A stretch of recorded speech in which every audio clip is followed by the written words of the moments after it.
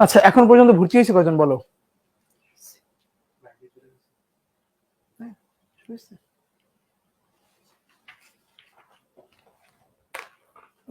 আমাকে একটু ইনভাইট দাও কাইন্ডলি।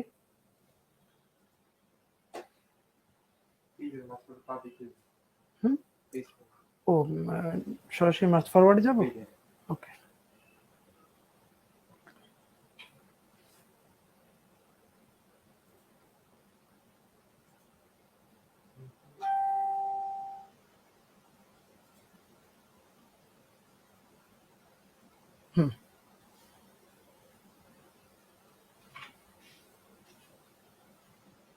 আসসালামু আলাইকুম।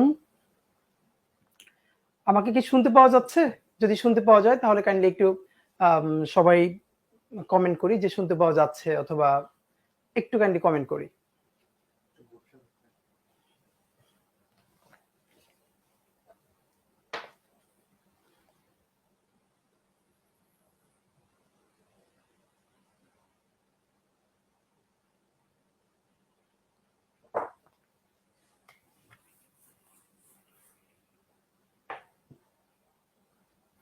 হ্যাঁ, শুনতে কি পাওয়া যাচ্ছে আমাকে?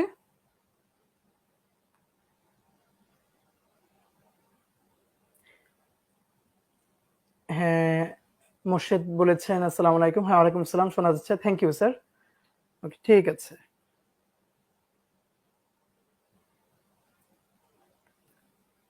ওকে, আমরা শুরু করছি।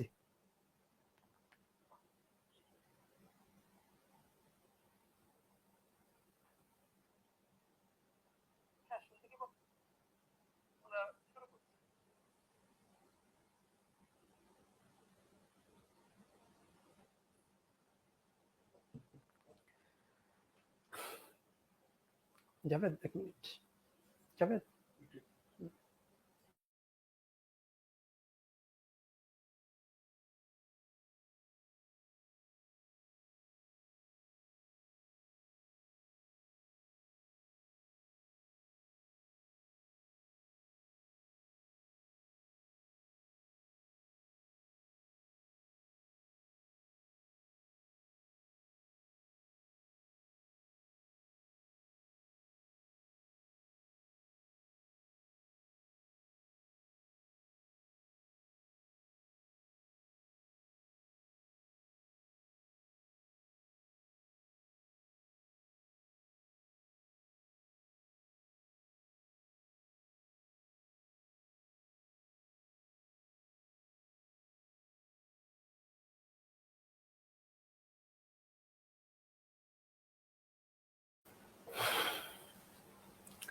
ঠিক আছে। আজকে ব্যাংক জব প্রিপারেশনের ইংলিশের ফার্স্ট ক্লাস। তো আমরা যারা আছি নিশ্চয়ই আমাদের সবার কাছে একটা ক্লাস করবার মতো প্রস্তুতি নিয়েই বসেছি। তবুও কারোর সাথে যদি এরকম না থেকে থাকে তাহলে আমরা একটু সাথে অবশ্যই খাতা কলম রাখবো। হ্যাঁ, আর সাথে আমরা খাতা কলম রাখবো। যা কিছু জরুরি আমি একটু কাইন্ডলি লিখে দিব, তখন আমাদের সবাইকে একটু লিখে নিতে হবে। ঠিক আছে। তো আসলে আমরা অনেক ভারী কথা না বলে সরাসরি কিভাবে প্রস্তুতি শুরু করতে হয়, এখানে একটা খুব গুরুত্বপূর্ণ কথা হলো, ব্যাংক জব প্রিপারেশনের মানেই কিন্তু হলো দুটো সাবজেক্ট, মানে সব থেকে যেটা ফোকাস দিয়ে সবাই পড়ায় এবং পড়ে, একটা হলো ইংলিশ আর একটা হলো ম্যাথস। তো অন্যান্য প্রিপারেশনের ক্ষেত্রে যেরকম ইংলিশ ম্যাথের সাথে অন্যগুলো সমানভাবে গুরুত্ব দিতে হয়, কিন্তু ব্যাংক জব প্রিপারেশনের ক্ষেত্রে কিন্তু আমরা জানি যে ইংলিশ এবং ম্যাথটাই সব থেকে গুরুত্বপূর্ণ। বাকিগুলো মানে এ দুটোতে যে ভালো করবে সে কিন্তু অন্যগুলো তেমনিতেই ভালো করবে। তো এখন আমাদের যারা ব্যাংক জবের জন্য প্রস্তুতি নিয়ে থাকে, এরকম হাজারো হাজারো শিক্ষার্থী কিন্তু ইংলিশের দুর্বলতায় ভোগে, যে ইংলিশটা ভালো না করার কারণে তারা আসলে তাদের কাঙ্ক্ষিত চাকরিটি পাচ্ছে না। তো আপনাদেরকে যেটা বলতে চাই আজকে সেটা হলো, ইতিমধ্যে যারা ব্যাংকের বিভিন্ন পরীক্ষা দিয়েছেন, বিভিন্ন পরীক্ষায় অংশগ্রহণ করেছেন, তারা তো বুঝতেই পারছেন যে আসলে পরীক্ষার প্রশ্নগুলো কেমন হয়, প্রশ্নের প্যাটার্ন কিভাবে হয়, কি পড়লে একটু ভালো করা যায়, হয়তো বুঝতে পারছেন। অনেকে 4, 5টা, 6টা পরীক্ষা দিয়েও আসলে প্রশ্নের প্যাটার্ন বুঝে উঠতে পারেন না। আমরা দীর্ঘদিন ধরে যেহেতু বিভিন্ন প্রতিষ্ঠানে পড়াচ্ছি, তো সেখান থেকেও যেটা অভিজ্ঞতা দেখা যাচ্ছে, একজন 10, 12টা বা 15টাও পরীক্ষা দিয়ে ফেলছে এবং সে প্রচুর পড়ছে, পরীক্ষাও দিচ্ছে, কিন্তু তার পরীক্ষা দিয়ে সে সন্তুষ্টি পাচ্ছে না যেভাবে পরীক্ষা হওয়া উচিত। এর একটি বড় কারণ, কথা বলে যেটা বোঝা যায় সেটা হলো পুরো প্রশ্নটা সম্বন্ধে তার একটা খুব ক্লিয়ার আইডিয়া নেই। এই পুরো একটা প্রশ্নটা সম্বন্ধে ক্লিয়ার আইডিয়া না থাকার কারণে কি হচ্ছে যে সে হয়তো এমন একটা জায়গা থেকে প্রচুর পড়ছে যেখান থেকে প্রশ্ন আসে কম, আবার যেখান থেকে প্রশ্ন বেশি আসে অল্প পড়েও সে জায়গাটা হয়তো সে একটু কম পড়ে ফেলছে। আবার কি হচ্ছে, সব থেকে বড় যে ভুলটা হচ্ছে, সকল কোচিং এ বিভিন্ন বইতে সে কি পড়ছে, ইংলিশের প্রচুর রুলস পড়ছে, পার্ট অফ স্পিচের উপরে, মডিফায়ারের উপরে শত শত রুলস সে পড়ছে, তাকে ক্লাসেও রুল পড়ানো হচ্ছে, রুল লিখে দেওয়া হচ্ছে। কিন্তু মুশকিল হলো, যেমন একজন স্টুডেন্টকে পড়ানো হচ্ছে যে মডিফায়ার পড়ানো হচ্ছে, তো মডিফায়ার পড়ানোর জন্য তাকে 3 বোর্ড 4 বোর্ড নিয়ম লিখে দেওয়া হলো, সেও খাতায় প্রচুর নোট করলো। এখন আমি এটা একদম আমার অভিজ্ঞতা থেকে বলছি, যেহেতু আমি দীর্ঘদিন ধরে যারা ব্যাংক জব এর পরীক্ষা দিচ্ছে তাদেরকে আমি ইংলিশের ক্ষেত্রে হেল্প করছি। তো আমি সেখান থেকে জানি, একটা যে কোনো ব্যাংকের পরীক্ষায় তো কোথাও 20টা প্রশ্ন থাকুক, কোথাও 25টা প্রশ্ন থাকুক, তো আমরা ধরে নিলাম যে 20টা প্রশ্ন আছে। এই 20টা প্রশ্নের মধ্যে কি হয় যে অনেকের ক্ষেত্রেই এই 20টা প্রশ্নের মধ্যে কিন্তু লেখা থাকে না যে কোনটা কোন টপিকের প্রশ্ন। যেমন লেখা থাকে না যে প্রশ্ন নাম্বার 1 থেকে 5 এটা হলো পার্ট অফ স্পিচের, প্রশ্ন নাম্বার 6 থেকে 10 এই প্রশ্নগুলো হলো মডিফায়ারের। এরকম যেহেতু বলা থাকে না, তো অধিকাংশ স্টুডেন্ট কি হয় যে প্রশ্নটা পড়ে সে বুঝতে পারে না এটা কোন চ্যাপ্টারের প্রশ্ন। এবং ব্যাংক জবের প্রশ্নের এখানেই একটা ভিন্নতা আছে, সেটা কি, আগের প্রশ্নগুলোতে প্রশ্নের উপরে একটা ডিরেকশন দিয়ে দেয়া হতো যে এই প্রশ্ন থেকে এটা করুন। ইদানিংকার প্রশ্নে কি হচ্ছে যে জাস্ট একটা বড় লাইন তুলে দেওয়া হচ্ছে, তার মধ্যে কিছু জায়গা আন্ডারলাইন করে দেওয়া হচ্ছে, অথবা মানে মাঝে মধ্যে পুরো কোনো ডিরেকশন ছাড়া শুধু বাক্য তুলে দেওয়া হয়। তো বাক্য তুলে দেওয়া বাক্য থেকে বুঝতে পারতে হয় এখানে ভুলভাল কি আছে অথবা কি করতে হবে। মানে একজনের দুর্দান্ত মানে যদি দখল না থাকে ইংরেজির প্রতি, তাহলে কিন্তু সে এই প্রশ্ন দেখেই মানে কিছু বুঝে উঠতে পারবে না। এখন আমাদের সমস্যাটা হয় কি, আমরা ক্লাসরুমে স্টুডেন্টদেরকে মডিফায়ারের 50টা রুল পড়াই, রিডান্ডেন্সি প্যারালালিজমের শত শত রুল পড়াই, কিন্তু এই রুল সে মুখস্থ করে, পরীক্ষার হলে তো ভাই রুল আসে না। যেমন কোন পরীক্ষাতে বলে না আপনি প্যারালালিজমের 5টি রুল লিখে দিন, আপনি রিডান্ডেন্সির 3টি রুল লিখে দিন। কি হয়, সেখান থেকে এক্সাম্পল আসে, বাক্য আসে, প্রশ্ন আসে। এখন আমাদের পড়াশোনার পদ্ধতিগত ভুলটা হচ্ছে এখানেই, পরীক্ষায় আসে প্রশ্ন, আমরা ক্লাসে পড়াই রুল। আবার উল্টো করে যদি বলি, আমরা ক্লাসে কি পড়াচ্ছি তাকে, শত শত রুল মুখস্থ করাচ্ছি, কিন্তু পরীক্ষায় তো রুল আসে না, পরীক্ষায় আসে হলো প্রশ্ন মানে বাক্য। তাহলে একটা স্টুডেন্ট রিডান্ডেন্সির অনেক রুল জানা সত্ত্বেও সে কিন্তু পরীক্ষার হলে গিয়ে রিডান্ডেন্সি থেকে প্রশ্ন আসা সত্ত্বেও আনসার করতে পারছে না। কেন?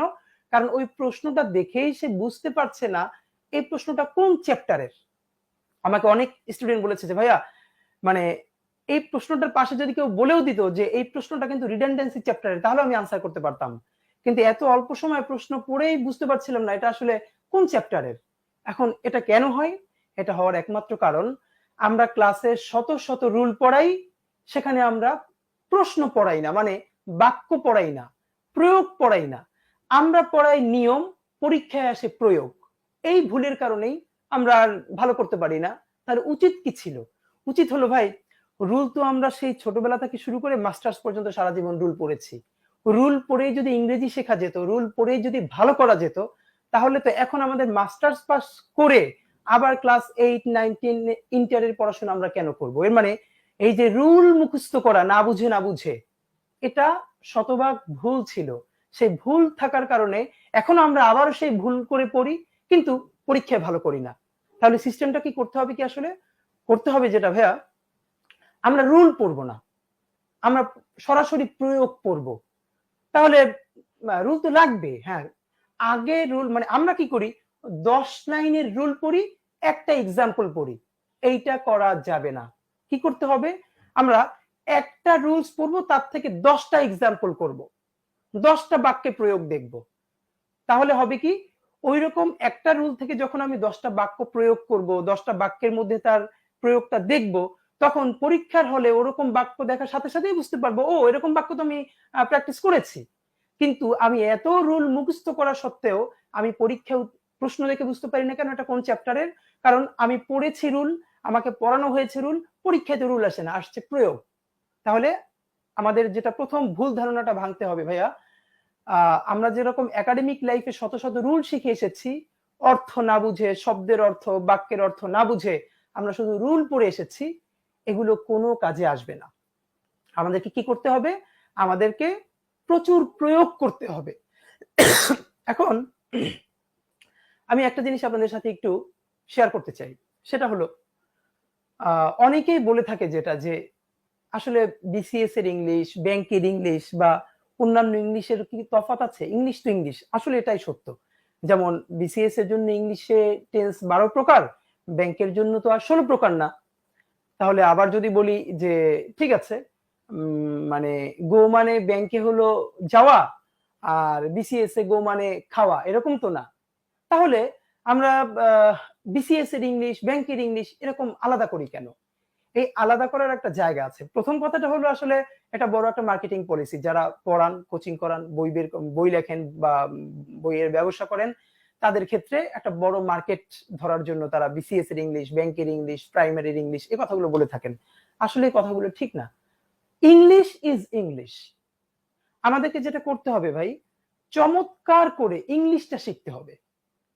একদম শূন্য থেকে শুরু করে শব্দের অর্থ আর বাক্যের অর্থ বুঝে বুঝে তৃপ্তি সহকারে ইংরেজিটা শিখতে হবে। আমি যখন ইংলিশটা শিখে ফেলবো, তখন বিসিএস এর জন্য বিসিএস এর প্রশ্ন প্যাটার্ন কিছুদিন সলভ করব, আমি বিসিএস এর জন্য ফিট হয়ে যাব। আমি যদি ব্যাংকের জন্য যখন আমি আগে ইংলিশটা তো পারি, এবার ব্যাংকের প্রশ্ন কিভাবে আসে, গত 2 বছরের প্রশ্ন আমি যখন সলভ করব, তখন ব্যাংকের জন্য আমি ফিট হয়ে যাব।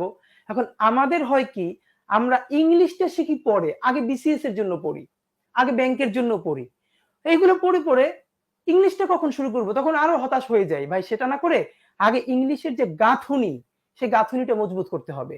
তারপরে বিসিএস হোক আর ব্যাংক হোক, আমি শুধু প্রশ্ন প্যাটার্ন দেখবো, সেই অনুযায়ী প্র্যাকটিস করব, তাহলে ইনশাল্লাহ হয়ে যাবে। এখন আমি আজকে প্রথম ক্লাসে, যেহেতু এই ক্লাসটা আজকে সবার জন্য উন্মুক্ত করে দেওয়া হয়েছে, যারা এই লেকচারটি এখনই ভিডিওটি দেখছেন বা পরবর্তীতে দেখবেন, তাদের জন্য আমি একটি কথা বলতে চাই। অনেকেই যেই ব্যাপারটা না বোঝার কারণে এখনো বাজারে লক্ষ লক্ষ বই বিক্রি হয় যেগুলো ইংলিশের শুধু ট্র্যাডিশনাল রুলস দিয়ে ভরা, স্টুডেন্টরা প্রচুর কিনছে, অনেকে প্রচুর পড়ছে, কিন্তু কোনো উপকার পাচ্ছে না। একটু কথা ভাবে বলি, আপনাকে যেটা মনে রাখতে হবে, বাংলাদেশে যে ব্যাংকের প্রশ্নগুলো হয়, বিশেষ করে ব্যাংকের যে ইংলিশ প্রশ্নগুলো হয়, মনে রাখতে হবে আমাদের যেটা, সেটা হলো প্রত্যেকটা প্রশ্নের না একটা থিম আছে।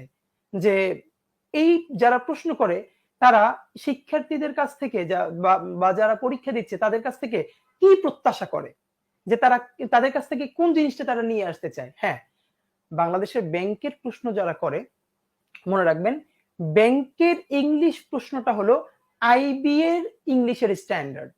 আবার বলছি, ব্যাংকের যে ইংলিশ, যেমন অনেকে যদি আইবি এর এমবি এর জন্য প্রস্তুতি নিয়ে থাকেন, তাহলে দেখবেন যে ব্যাংকের যেগুলো একটু মানে সিনিয়র অফিসার বা ভালো ভালো পোস্টের জন্য যে পরীক্ষাগুলো হয়, সেখানে যে ইংলিশ প্রশ্নের ধরন, সেটা কিন্তু অনেকটাই আইবি এর প্রশ্নের সাথে মিলে যায়। এর মানে আমরা যেটা বলতে পারি, আইবি এর প্রিপারেশন, আইবি এর ইংলিশ এবং এই ব্যাংক জবের ইংলিশের স্ট্যান্ডার্ড কাছাকাছি।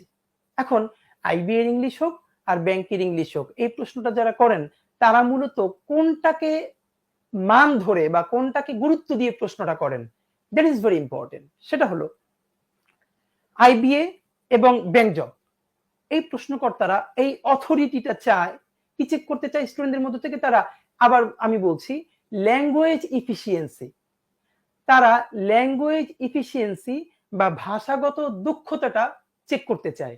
তাহলে আবার আমি বলছি, মূলত এই ব্যাংকের যে ইংলিশ প্রশ্নটা, তার থেকে কি চেক করতে চায় তারা, একজন শিক্ষার্থীর বা যিনি পরীক্ষা দিচ্ছেন তার ইংরেজি ভাষাটার প্রতি দক্ষতা কত। আমি আবার বলছি, ট্র্যাডিশনাল গ্রামার না, তারা কি জানতে চায়, ওই ল্যাঙ্গুয়েজের উপরে তার ব্যবহারিক প্রয়োগ এর মানে প্রয়োগ করার বা ব্যবহারিক যে দক্ষতা সেটা কতখানি।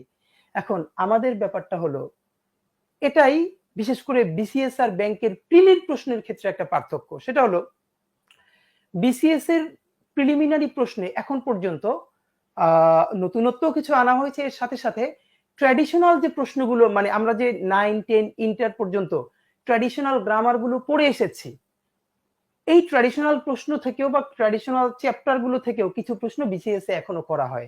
কেন করা হয় সেটা তাদের যুক্তি আছে যে যারা যা পড়ে আসছে সেটার মিনিমাম যেন একটা রিফ্লেকশন এখানে পায়। যদিও বিসিএস প্রিলির সাথে বিসিএস রিটেনের 1% সম্পর্ক নাই, আকাশ পাতাল পার্থক্য। কিন্তু ব্যাংকের প্রিলিতেই যেটা করে, ব্যাংকের প্রিলিতে সেই ট্র্যাডিশনাল গ্রামার কেউ অ্যালাউ করে না। সারা জীবন আমরা যা রুল পড়েছি, এই আন্দাজে অর্থ না বুঝে মুখস্থ করেছি, এগুলোর এক পয়সাও ব্যাংকের প্রশ্নে দাম নাই। তাহলে ব্যাংকের প্রশ্নে তারা আসলে কি শিখাতে চায়, তারা কি জানতে চায়, আমি ভাষাটা সম্বন্ধে কি জানি। তাহলে এবার ভাই আপনি আমাকে প্রশ্ন করতে পারেন যে আমি 1 মিনিট, তারা কি জানতে চায় আমি ভাষাটা সম্বন্ধে কি জানি। এবার ভাই আপনি আমাকে প্রশ্ন করতে পারেন।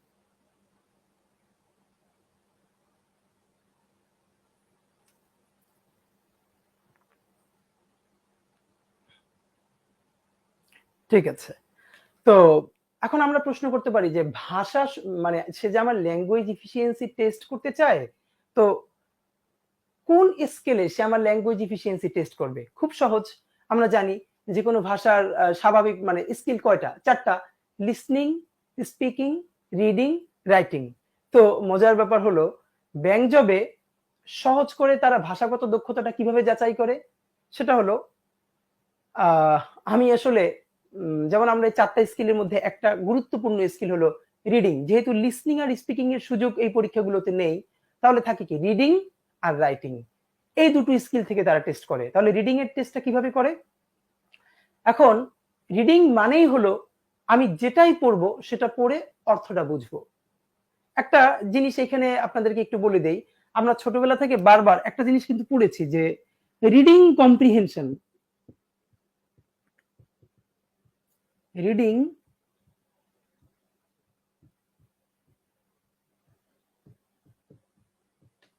রিডিং কম্প্রিহেনশন, আমরা কিন্তু এই শব্দটার সাথে পরিচিত। তো অনেককেই আমি জিজ্ঞেস করেছি যে আসলে ভাইয়া এই কম্প্রিহেনশন শব্দটার অর্থ কি? কম্প্রিহেনশন, তো আসলে অনেকেই কিন্তু এটা বলতে পারে না। আসলে কম্প্রিহেনশন শব্দটি এসেছে কম্প্রিহেন্ড থেকে। কম্প্রিহেন্ড মানে কি? কম্প্রিহেন্ড মানে হলো কোনো কিছু বোঝা বা উপলব্ধি করা। আবার বলছি, কম্প্রিহেনশন শব্দটি কোন শব্দ থেকে এসেছে? কম্প্রিহেন্ড থেকে। কম্প্রিহেন্ড মানে হলো কোনো কিছু বোঝা বা উপলব্ধি করা। তাহলে রিডিং কম্প্রিহেনশন যে ছোটবেলা থেকে আমরা পড়েছি, সেই রিডিং কম্প্রিহেনশন ব্যাপারটার মানে কি ছিল?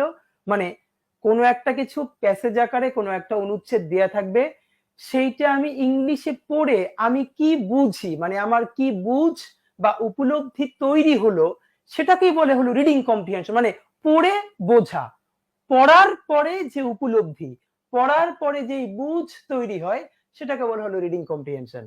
এখন এই কথাটা আমি কেন বললাম? এই কথাটা এর জন্য বললাম ভাইয়া, ব্যাংকের প্রিলিতে ইংলিশের যে প্রশ্নগুলো হয়, এখানে একটা জিনিসকে বারবার ফোকাস করা হয়, সেটা হলো আমি কতটা অর্থ বুঝি। আমি আবার বলছি, আমি কতটা পড়ে পড়ে ভালো অর্থ উদ্ধার করতে পারি। এর মানে আমার শব্দের অর্থ আমি কত জানি, আমি বাক্যের অর্থ আমি কত জানি, এবং পুরো বাক্য পড়ার পরে আমি কত দ্রুত অর্থ বুঝতে পারি। এটাই হলো তাদের প্রথম টার্গেট। এবার প্রথম টার্গেট যদি এটা হয়, তাহলে আমার একটা প্রশ্ন হলো যে ব্যাংকের প্রশ্নটা, এবার আমরা একটা সবাই কাজ করব। তাহলে যেটা বলেছি যে ব্যাংকের মূলত মূল উদ্দেশ্য কি? একজন আর ভাষাগত দক্ষতা যাচাই করা। তাহলে ভাষাগত দক্ষতা দুভাবে যাচাই করে, একটা হলো রিডিং স্কিল দিয়ে, আর একটা রাইটিং। তো রাইটিং স্কিল তো আমরা যখন ব্যাংকের রিটেন পরীক্ষা দিব তখন আমাদের রাইটিং স্কিলটা বোঝা যায়। কিন্তু প্রিলিতে কি করা হয়? প্রিলিতে এখন অনেকে যেটা মনে করে যে এই রিডিং স্কিলটাকেও চেক করা হয় বিসিএ ব্যাংকের রিটেনের মধ্যে। না, ব্যাংকের রিটেনের মধ্যে না, ব্যাংকের প্রিলি প্রশ্নের মধ্যেই পুরো রিডিং এবং রাইটিং এর স্কিল টেস্ট করা হয়। কিভাবে? একটা জিনিস খেয়াল করলে সবাই দেখবেন, বিসিএস এর বা অন্যান্য সকল প্রিলি পরীক্ষায় তাদের প্রশ্নগুলোর সাইজ যতটুকুন থাকে, তুলনামূলক ব্যাংকের প্রিলি পরীক্ষায় বাক্যের প্রশ্নের সাইজগুলো তার থেকে দ্বিগুণ, মাঝে মধ্যে 3 গুণ অনেক বড় বড় হয়। এটা যারা ইতিমধ্যে পরীক্ষা দিয়েছেন তারা খেয়াল করবেন যে একটা প্রশ্ন এসছে, কখনো সেই ব্যাংকের প্রশ্নটা 2 লাইন, 2.5 লাইন, 3 লাইন পর্যন্ত হয়, যেখানে অন্যান্য পরীক্ষায় সাধারণত একটা প্রশ্ন 1 লাইন বা 1.5 লাইনের মধ্যে শেষ হয়ে যায়। কিন্তু একটা কারেকশন দিয়েছে বা একটা পিন পয়েন্ট এরর দিয়েছে, এটা দেখবেন মাঝে মধ্যে 3 লাইন 3.5 লাইন পর্যন্ত হয়ে যায় ব্যাংকে। 2.5 লাইন তো খুব কমন। আরেকটা জিনিস দেখবেন, সেটা হলো ব্যাংকে গ্রামারের যে প্রশ্নগুলো আসে, সেই গ্রামারের প্রশ্নগুলোর মধ্যেও দেখবেন এমন এমন কঠিন কঠিন শব্দ যে শব্দগুলো আমাদের কাছে একটু অপরিচিত মনে হয়। এর মানেই হলো ব্যাংকের পরীক্ষায় আপনি দুভাবে ধাক্কা খাবেন। একটা হলো আপনি পড়তে গিয়ে প্রথমত দেখবেন ম্যাক্সিমাম বাক্যগুলো অন্যান্য পরীক্ষার থেকে বাক্যগুলোর সাইজ বড়, নাম্বার 1।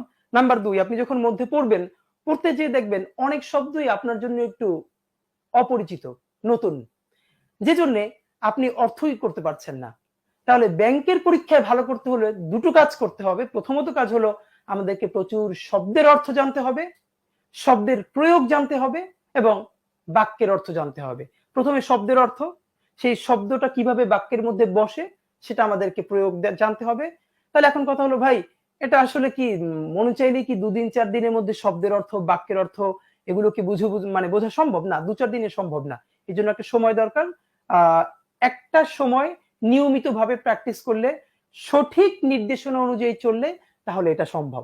দ্বিতীয় প্রশ্ন আসতে পারে, ভাই শব্দের অর্থ, বাক্যের অর্থ না জেনেও কোনো উপায় আছে কিনা? হ্যাঁ, এইটা হলো মানে এখন যেহেতু যে তো এটার উপায় হলো, এই উপায়ের জন্য লক্ষ লক্ষ বই মার্কেটে চলে, সবাই কিনে পড়ে, কিন্তু খুব কম মানুষই কিন্তু প্রত্যাশিত চাকরিটা পায়। কারণ হলো, আপনাকে একটা পরামর্শ দেই, আপনি ভাই যদি ব্যাংকের জন্য সিরিয়াসলি মানে আপনি চেষ্টা করে থাকেন, অন্তত ব্যাংক প্রিপারেশনের ক্ষেত্রে আপনি যখনই কোনো ইংলিশ বই কিনবেন, আপনি বইটা কেনার আগে 5 মিনিট সময় দিবেন। 5 মিনিট 10 মিনিটে বইটা উল্টে পাল্টে দেখবেন, এর মধ্যে যত ইংলিশ শব্দগুলো আছে সেই ইংলিশ শব্দের পাশে বাংলা অর্থ দেয়া আছে কিনা, যতগুলো ইংলিশ বাক্য দেয়া আছে সেই বাক্যর সাথে বাক্যের বাংলা অর্থ দেয়া আছে কিনা। যদি শব্দের অর্থ এবং বাক্যের অর্থ দেয়া না থাকে, এই বই আপনাকে 1 পয়সারও হেল্প করবে না।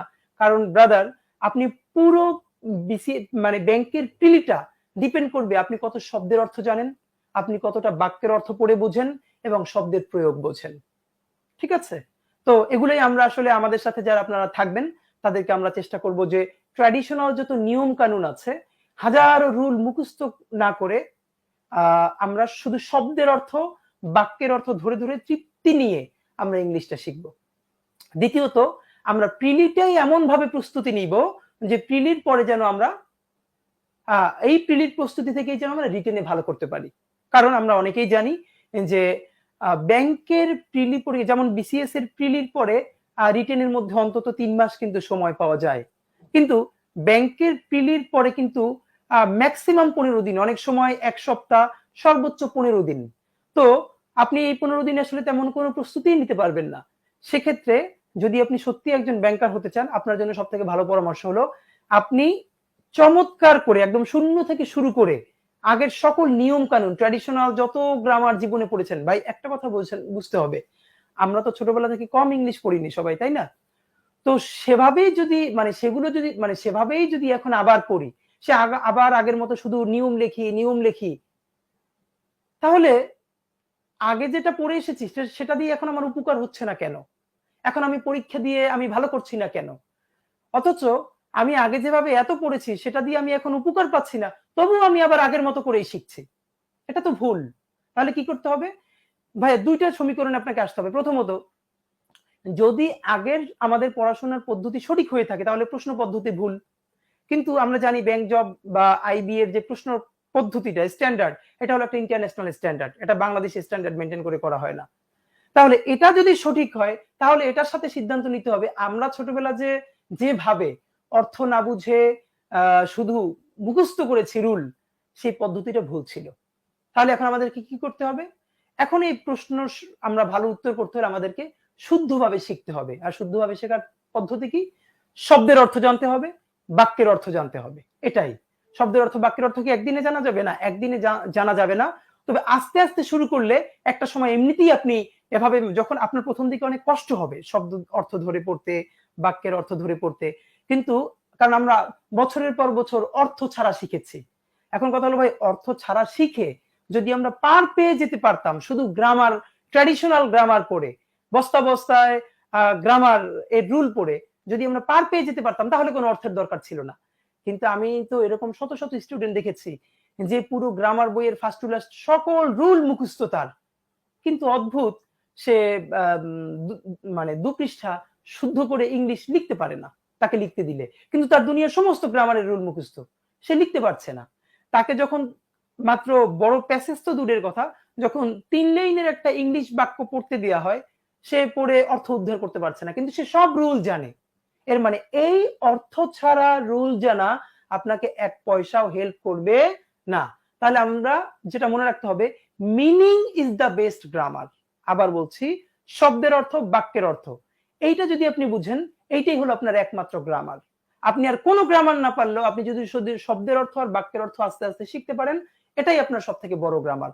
কারণ এই শব্দের অর্থ আর বাক্যের অর্থ দিয়েই আপনি অনুবাদ করবেন। আপনি যদি শব্দের অর্থ জানেন, আপনি যদি বাক্যের অর্থ করতে জানেন, তাহলে আমাদের ব্যাংকের রিটেনে যে ইংলিশ থেকে বাংলা অনুবাদ আসে সেই অনুবাদ আপনি পারবেন। ইংলিশ থেকে বাংলা, বাংলা থেকে ইংলিশ অনুবাদ আপনি কি তাহলে করতে পারবেন। এখন আমার কথা হলো ভাইয়া, কেউ যদি শব্দের অর্থ আর বাক্যের অর্থ না বুঝে শুধু গ্রামার দিয়ে প্রচন্ড মুখস্থ শক্তি তার আছে, সে কোনোভাবে প্রিলি পাস করে ফেললো, ভেরি গুড, অনেকে প্রিলি পাস করে ফেলতে পারে, রিটেনে সে কি করবে এটা হলো আমার প্রশ্ন। কারণ আপনারা জানেন ব্যাংক জবের রিটেনে ইংলিশে কখনো 100, 120, 80 এরকম বিভিন্ন জায়গায় আসে। তো আমরা ধরলাম একটা স্ট্যান্ডার্ড মার্ক ধরলাম 100।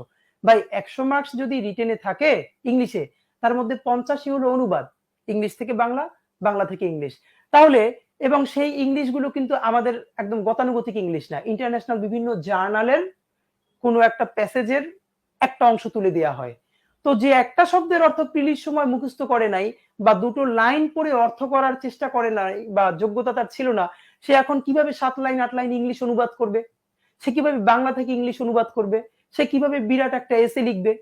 এখানে তো মুখস্থ করলে জীবনে কমন পড়বে না।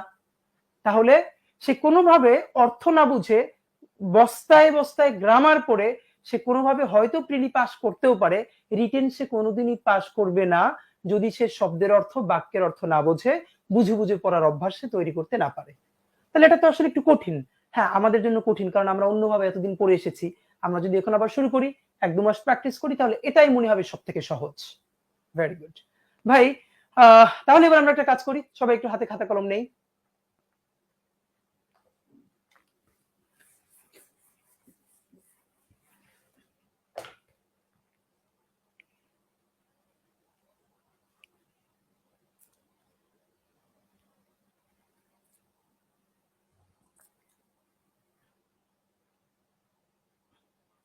একজনে বলেছেন স্যার ইংলিশ মিনিং সহ একটা বুক সাজেস্ট করবেন কাইন্ডলি।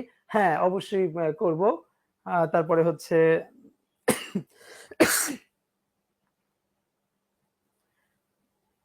হ্যাঁ, রুদ্র বলেছেন নমস্কার স্যার। হ্যাঁ, নমস্কার ভাইয়া। ঠিক আছে, এবার একটু আমি কাজ করব, আপনারা একটু সবাই লিখবেন আমার সাথে। কি লিখতে চাই আমি লিখতে চাই মূলত আমরা একটা এবার মনে রাখবেন, যে কোনো পড়াশোনার আমরা কি করি, পুরো প্রশ্নটা সম্বন্ধে একটা ভালো আইডিয়া না নিয়েই না হঠাৎ করে পড়তে শুরু করি এবং পরীক্ষাও দিয়ে ফেলি। অনেকেই না 2টা 3টা 4টা বা 5টা পরীক্ষা দেবার পরে সে বুঝতে পারে যে আসলে কি পড়া উচিত আর কি পড়া উচিত না। তাহলে এটা যদি সে পরীক্ষার আগেই বুঝতে পারতো, পড়াশোনা যখন শুরু করে তখনই সে বুঝতে পারতো, তাহলে কিন্তু সে অনেক বেশি এগিয়ে থাকতো। আমি এখন আমরা যেটা চেষ্টা করব খুব সংক্ষেপে, আসলে যেহেতু ব্যাংকের পরীক্ষা এক এক ব্যাংক একটু কারা নিচ্ছে, কিভাবে নিচ্ছে, যেমন এটা কি আর্টস ফ্যাকাল্টি নিচ্ছে নাকি বিজনেস ফ্যাকাল্টি নিচ্ছে নাকি মানে কোন কর্তৃপক্ষ নিচ্ছে, সেটার উপরে যেহেতু একটু ভ্যারি করে। কিন্তু আমরা একটা কাজ করব যে আমরা কমন একটা স্ট্যান্ডার্ড ধরে আমরা আগাবো। এরপরে হয়তো ফ্যাকাল্টি বা বিভিন্ন অথরিটি অনুযায়ী একটু একটু চেঞ্জ হতে পারে, সেটা ভিন্ন ব্যাপার। আমরা ধরে নিলাম যে ব্যাংকের প্রিলি পরীক্ষায় কখনো আসে 20, কখনো 25, তো আমরা মিনিমাম অন্তত প্রিলির জন্য 20 মার্কস ধরলাম।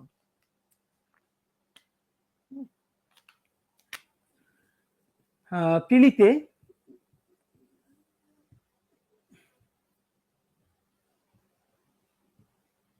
20 বা 25।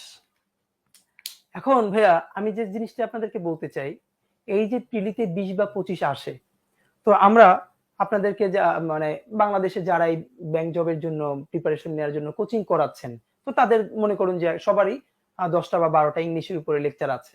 তাহলে এই যে আমরা লেকচারে কি পড়াচ্ছি, এইটা একটা খুব গুরুত্বপূর্ণ বুঝবার ব্যাপার। সেটা হলো, খেয়াল করবেন, এই 12টা লেকচারেই আমরা পড়াই হলো বিভিন্ন গ্রামার। একদম শুরু করব ওই পার্ট অফ স্পিচ থেকে, তারপরে এই যত কিছু আছে গ্রামার, সেই গ্রামার গুলো পড়াবো।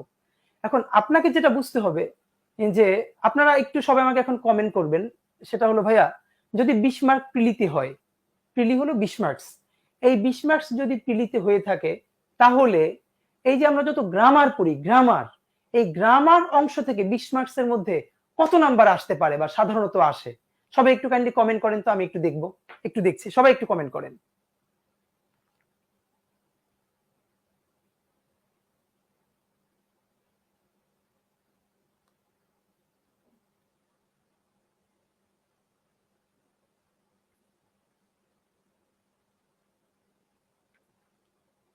একটু সবাই কাইন্ডলি কমেন্ট করেন যে 20 মার্কস যদি ইংলিশে প্রিলিতে আসে ইংলিশে, তাহলে সেখান থেকে আমরা যত গ্রামার পড়ি সেখান থেকে কত নাম্বার আসতে পারে সাধারণত? নাহিদুল ইসলাম বলেছেন 6-7। আরো কেউ একটু যে যেটা যারা পরীক্ষা দিচ্ছি বিভিন্ন অথবা দেখছি একটু কাইন্ডলি আমরা করি। পুনম সরকার বলেছে 4, তারপরে আকাশ বলেছে এফবিএস হলে 10 থেকে 12, আর্টস ফ্যাকাল্টি হলে 14, তারপরে ফারুক বলেছে 8 থেকে 9, ওকে 10 থেকে 12।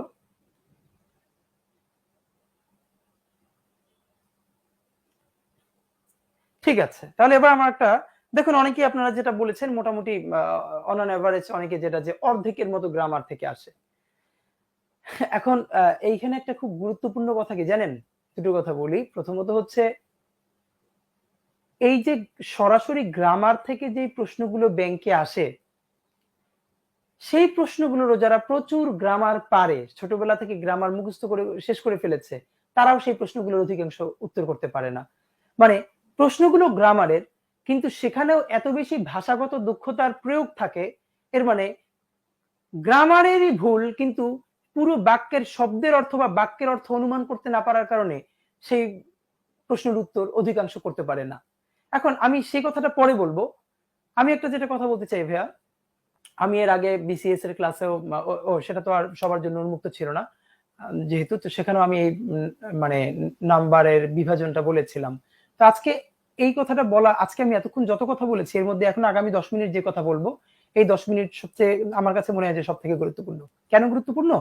সেটা হলো, আপনি পড়াশোনা শুরু করবেন, পড়াশোনা শুরু করতে যে আপনার কাছে, আপনি যখন ইংলিশ পড়বেন, ইংলিশের মধ্যে কিছু টপিক আপনার কাছে সহজ মনে হয়, কিছু টপিক কঠিন মনে হয়, তো আপনি সব টপিক তো সমানে পড়বেন না। তো কোনটা কিভাবে পড়বেন, কোনটা বেশি গুরুত্ব দিবেন, কোনটা একটু ছেড়ে দিবেন? আপনি কি 20-এ 20 পেতে চান, 20-এ 20 পাওয়ার জন্য পড়বেন? আপনি 20-এ 20 পাওয়ার জন্য পড়লে তো আপনার চাকরিই হবে না। আপনাকে কিছু জিনিস ছেড়ে পড়তে হবে। তাহলে কোনটা ছাড়বেন আর কোনটা শক্ত করে ধরবেন? তো এই হিসেব নিকেশটা আমি পড়তে বসার আগে করতে পারা দরকার। এখন আমরা সেটা কেউ করতে পারি না, কারণ আমি তো জানিই না যে কোনখান থেকে কতটা প্রশ্ন আসে, কিভাবে পড়লে কতগুলো বেশি আমি শিখতে পারবো। সেই জন্য আমি যেটা একটু এখন বলতে চাই, সংক্ষেপে আপনাদেরকে একটা আইডিয়া দিব। দেখুন ভাই, আমরা করি কি, আমরা পুরো ক্লাসে 12, 13, 14টা ক্লাসে যেই গ্রামার পড়ে এসেছি সেই গ্রামার গুলো আবার পড়াই।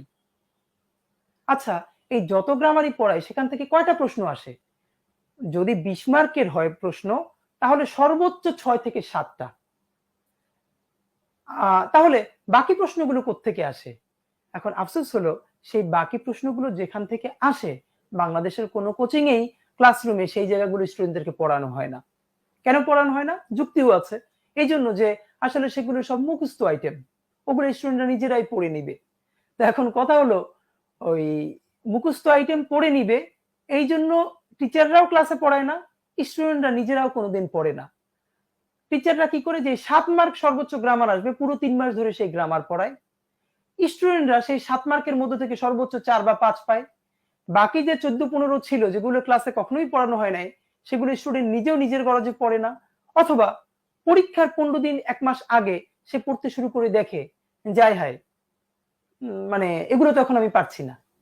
আজকে আপনাদেরকে এখন যেটা বলবো, আপনারা যদি সত্যি ব্যাংকার হওয়ার প্ল্যান থাকে, তাহলে আপনি যদি এই পরামর্শটা গ্রহণ করেন, তাহলে আপনি খুব ভালো করবেন। ম্যাম, একটা কাজ করি, আমরা 20 নাম্বারকে দুটো ভাগ করি। একটা পার্ট হলো একদম গ্রামার, আর একটা পার্ট হলো আমরা বলতে পারি ভাষাভিত্তিক ব্যাকরণ বা আমরা একটু সহজে বোঝানোর জন্য বলি ল্যাঙ্গুয়েজ। এখন ভাষাভিত্তিক ব্যাকরণ বলতে কি বোঝানো হয়? দেখুন, ছোটবেলা আমরা যখন বাংলা ব্যাকরণ পড়েছি, আমরা কিন্তু দু ধরনের ব্যাকরণ পড়েছি বাংলা ব্যাকরণের মধ্যে। এক ধরনের হলো একদম তাত্ত্বিক ব্যাকরণ, কিরকম? এই যে সমাস, কারক, এগুলো পড়েছি, এগুলো এক ধরনের। আবার আমরা কিন্তু ব্যাকরণ বইয়ের মধ্যেই কিছু জিনিস মুখস্থ করেছি, যেমন সমার্থক শব্দ, বিপরীত শব্দ, এক কথায় প্রকাশ, বাগধারা, এরপরে যে শুদ্ধিকরণ, এগুলো কিন্তু পড়েছি। এখন ইংলিশেও ঠিক একইভাবে এই যেগুলো আমরা মুখস্থ আইটেম বললাম, সেগুলোকে আমরা বলছি ল্যাঙ্গুয়েজ আইটেমস। তাহলে ব্যাংকের ক্ষেত্রে সব থেকে গুরুত্বপূর্ণ হলো ভাই, এই যে গ্রামার গুলো আসে, ট্র্যাডিশনাল গ্রামার, তার থেকে ল্যাঙ্গুয়েজ আইটেমস থেকে অনেক বেশি প্রশ্ন আসে। কারণ আপনাদেরকে আজকে ক্লাসের প্রথম দিকেই বলেছি যে পুরো ব্যাংক জবের প্রশ্নটাই হয় ল্যাঙ্গুয়েজ বেসড। অথরিটি চায় এই ল্যাঙ্গুয়েজের উপর আপনার কতটাখানি ইফিসিয়েন্সি আছে বা দক্ষতা আছে সেটা চেক করতে। সুতরাং ওখানে ট্র্যাডিশনাল গ্রামার খুব কম দেয়া হয়, তারপরও যা দেয়া হয় সেটাও কেউ যদি শুধু গ্রামার জানে তবুও সে আনসার করতে পারবে না, সে যদি অর্থ না জানে। তাহলে একটু আমরা কাজ করব, 20টা নাম্বারকে আমরা দুটো ভাগ করব। একটা ভাগ হলো ল্যাঙ্গুয়েজ, হ্যাঁ, এই পার্টটা হলো ল্যাঙ্গুয়েজ আর এই পার্টটা হলো গ্রামার। এখন আমি একটু লিখে দিচ্ছি যে ল্যাঙ্গুয়েজ পার্টে কি কি আসলে আমাদের আসে। সাধারণত আমাদের আসতে পারে হচ্ছে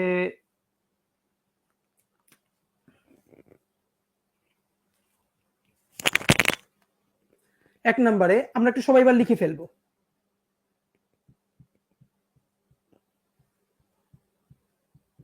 appropriate preposition,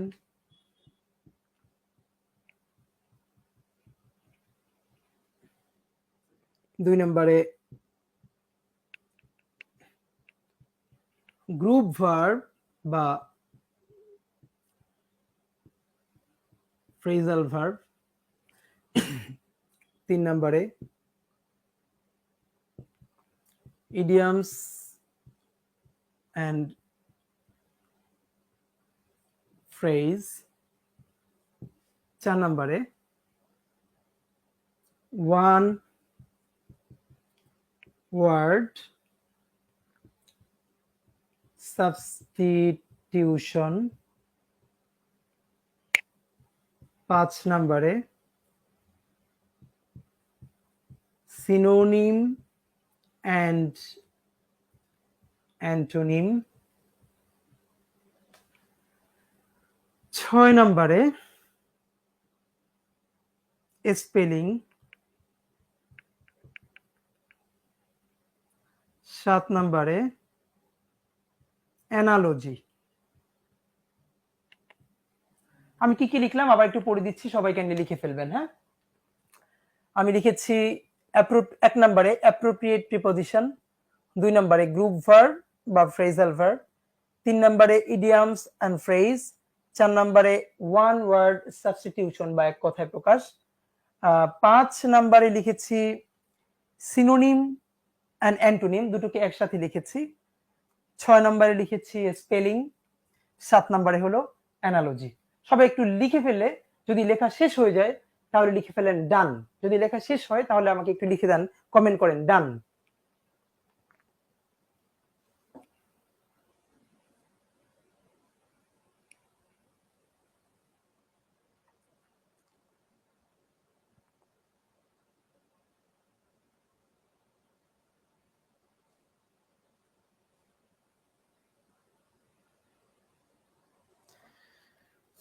হ্যাঁ, অনেকেরই হয়েছে লেখা, যাদের একটু লেখা শেষ তারা একটু ডান লিখে দেন, না বুঝতে পারবো।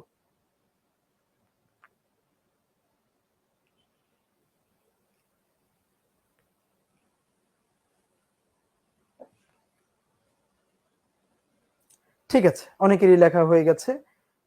এবার তাহলে আমরা একটা কাজ করি, একটু সবাই বোঝার চেষ্টা করেন, খেয়াল করুন ভাই, আমরা যে আইটেমস গুলো লিখেছি, আপনি মানে এখন যেহেতু আজকে ব্যাংকের ক্লাস, ব্যাংকে কেন্দ্র করেই বলছি, এমনিতে এগুলো বাংলাদেশের ব্যাংক, বিসিএস, শিক্ষক নিবন্ধন, প্রাইমারি, অন্য যত চাকরি আছে সবগুলোর জন্য সমানে গুরুত্বপূর্ণ। এগুলো ছাড়া চাকরির পরীক্ষায় প্রশ্ন হয় না, কিন্তু এগুলো সব থেকে বেশি গুরুত্বপূর্ণ হলো ব্যাংকে, এই কারণ এখান থেকে ব্যাংকে সব থেকে বেশি প্রশ্ন হয়।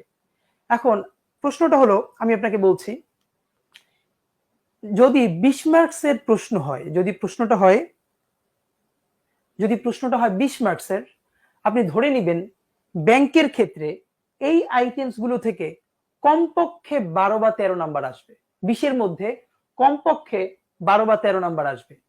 এখন স্টুডেন্টরা অনেকে বলে কি, ভাইয়া এভাবে তো 12-13 আসে না। এর মানে কি, যারা এটা বলে 12-13 আসে না, তারা হলে প্রশ্নের প্যাটার্ন বোঝে না।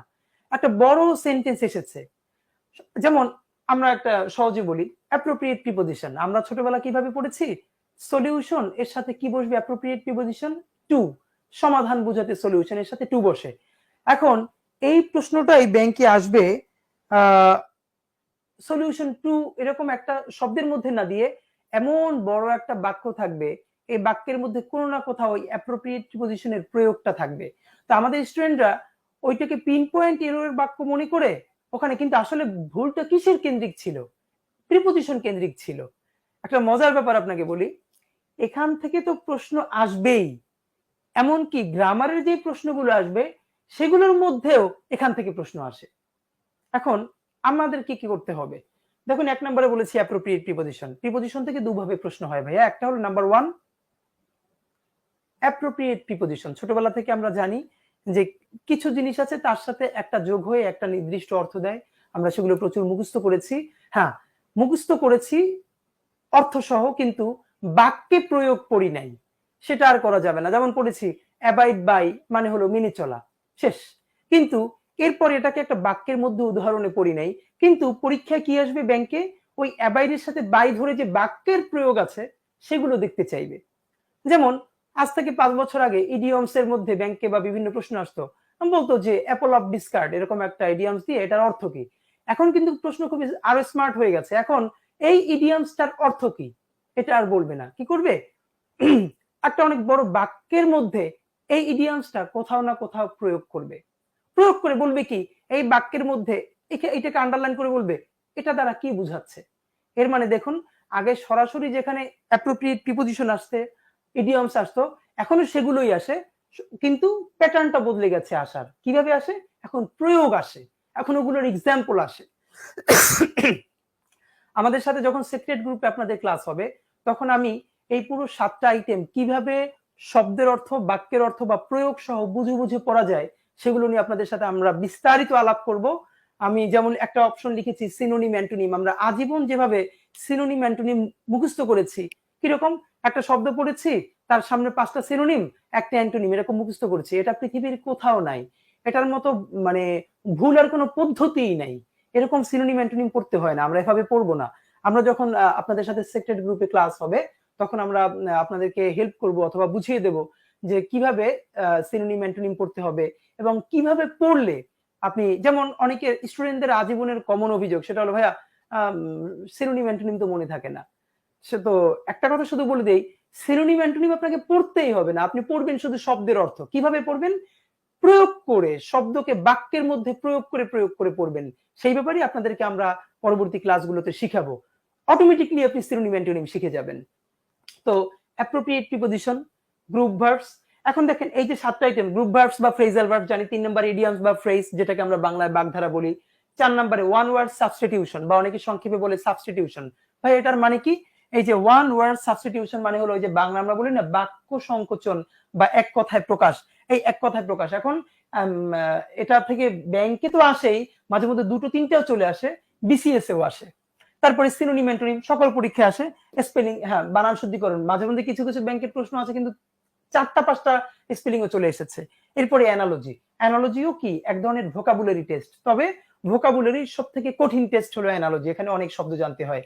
এই 7টা আইটেম থেকে আপনি ব্যাংকের প্রশ্ন যদি হয় 20 মার্কের, আপনি কোনো না কোনো ভাবে ঘুরে ফিরে 12-13 নাম্বার এখান থেকে পাবেন। আফসোসের ব্যাপার কি জানেন, এই পুরো 12-13 নাম্বারের যে টপিক গুলো, এগুলো আমাদেরকে ক্লাসে তেমন পড়ানোই হয় না, কোনো কোচিং এ পড়ানো হয় না। এগুলো কারণ বলা হয় এগুলো তো আসলে সব মুখস্থ করতে হবে, স্টুডেন্ট নিজ দেখতে মুখস্থ করে নিবে না। ভাই এগুলো শুধু মুখস্থ করার ব্যাপার না, আমরা মুখস্থ করেও এখানে আনসার করতে পারবো না যদি আমরা এগুলোর প্রয়োগ বুঝে বুঝে না পড়ি। এগুলোর উপর আপনাকে ক্লাস নিতে হবে, এগুলো আপনাকে পড়া দিয়ে দিতে হবে, আপনার কাছ থেকে পড়া আদায় করতে হবে, তবে এগুলো হবে।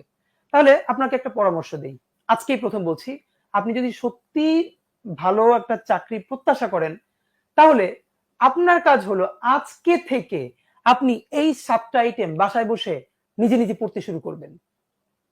আবারও বলছি, আজকে থেকে আপনি এই 7টা আইটেম, আপনি কোন টিচার আপনাকে পড়াচ্ছে কি পড়াচ্ছে না এই চিন্তা আপনি করবেন না। আপনার টিচার পড়ালেও কিন্তু এখান থেকে প্রশ্ন আসবে, না পড়ালেও প্রশ্ন আসবে।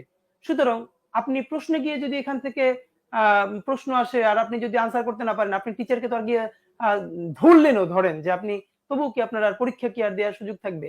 আপনি যদি সত্যি পরীক্ষায় ভালো করতে চান, আজকে থেকে এই 7টা আইটেম থেকে প্রতিদিন পড়বেন। কিভাবে পড়বেন? অনেকে প্রশ্ন করতে পারেন, ভাইয়া এখন অনেকের প্ল্যান যে ভাইয়া আপনাদের কাছে যাদের কাছে বই আছে, হ্যাঁ, বইটা পড়ার সময় খেয়াল করবেন যে বইতে অর্থ দেয়া আছে, শব্দের অর্থ, উদাহরণ, সেই উদাহরণের অর্থ, সেই বই ফলো করবেন। আমি কোনো একটা বইয়ের নাম বলতে চাই না। আপনার কাজ হলো আপনি এখানে কি করবেন, এই আইটেমস গুলোর জন্য মার্কেটে যে বই আছে দেখবেন সামনে উদাহরণ দেয়া আছে, উদাহরণের সাথে অর্থ দেয়া আছে, আপনি সেটা ধরে পড়বেন। এখন আপনি যখন অ্যাপ্রোপ্রিয়েট প্রিপোজিশন পড়বেন, আপনি কি উদাহরণ মুখস্থ করবেন? না ব্রাদার, আপনি অ্যাপ্রোপ্রিয়েট প্রিপোজিশন অর্থ সহ পড়বেন, কিন্তু অবশ্যই প্রতিবার আপনি এক্সাম্পলটা একবার দুবার জোরে পড়বেন। কেন পড়বেন? কারণ ওই এক্সাম্পলের মতো একটা এক্সাম্পলই কিন্তু আপনার পরীক্ষায় আসবে। সুতরাং এক্সাম্পল সহ আপনি এমনকি শুধু শব্দটা পড়লে আপনি অর্থ ভুলে যেতে পারেন, কিন্তু এই শব্দটা যখন আপনি বারবার বাক্যের মধ্যে পড়বেন তখন কিন্তু আপনি ভুলে যাবেন না। এটাই মানে প্রায়োগিক পদ্ধতি। তো আপনি কি করবেন, এখন অনেকে বলে ভাই তাহলে আমি একটা কাজ করব, আগে অ্যাপ্রোপ্রিয়েট প্রিপোজিশনটা মুখস্থ করে আগে শেষ করি, তারপরে গ্রুপ ভার্ব শেষ করি, তারপরে ইডিয়ামস। না, এটা খুব ভুল পদ্ধতি।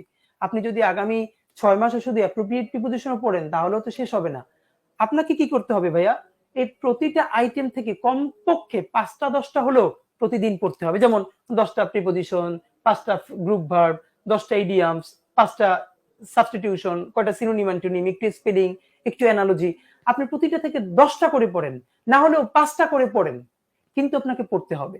এবং অবশ্যই পড়ার সময় অর্থ ধরে এবং তার উদাহরণ ধরে ধরে পড়তে হবে, কারণ পরীক্ষা কিন্তু এক্সাম্পলটা আসবে। ঠিক আছে? তো আমি আপনাদেরকে যেটা পরামর্শ দিচ্ছি, আপনি যদি সত্যি পরীক্ষায় ভালো করতে চান তাহলে আপনার কাজ হলো এই 7 আইটেমস এখন থেকে প্রতিদিন পড়া। যিনি এখন থেকে পড়বেন। এবার এপাশে আসি, গ্রামার।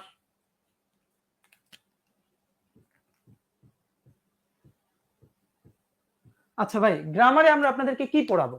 আচ্ছা, সেটা আমি লিখে না দিয়ে, যে দেখুন আপনাদের কাছে নিশ্চয়ই অনেকের কাছে আছে যে আমাদের মার্চ ফরওয়ার্ডের যে ব্যাংক জবের ইংলিশ ম্যাটেরিয়াল, হ্যাঁ, একটা অসাধারণ বই।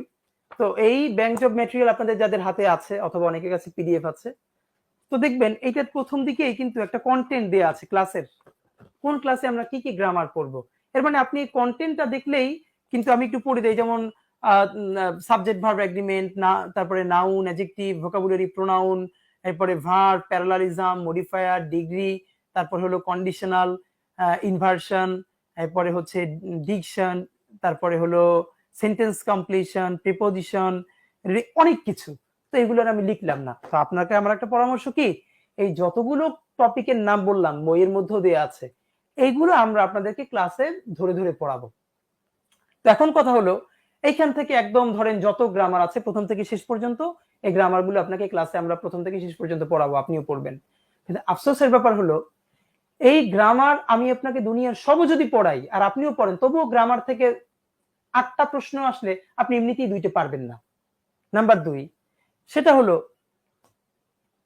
এই গ্রামার এমন একটা ব্যাপার, আপনি যদি কম পারেন বা মোটামুটি পারেন, আপনার পরীক্ষার 1 মাস বা 1.5 মাস আগে আপনার যদি একজন ভালো টিচার থাকে, কোনো একজন হেল্পিং হ্যান্ড থাকে, সে আপনাকে যদি ভালো করে পড়ায়, তাহলে গ্রামার থেকে যদি 10 আসে, 10-এর মধ্যে 6-7 আপনি এমনিতেই পারবেন, যদি 1 মাস আগেও কেউ ভালো করে পড়ায়।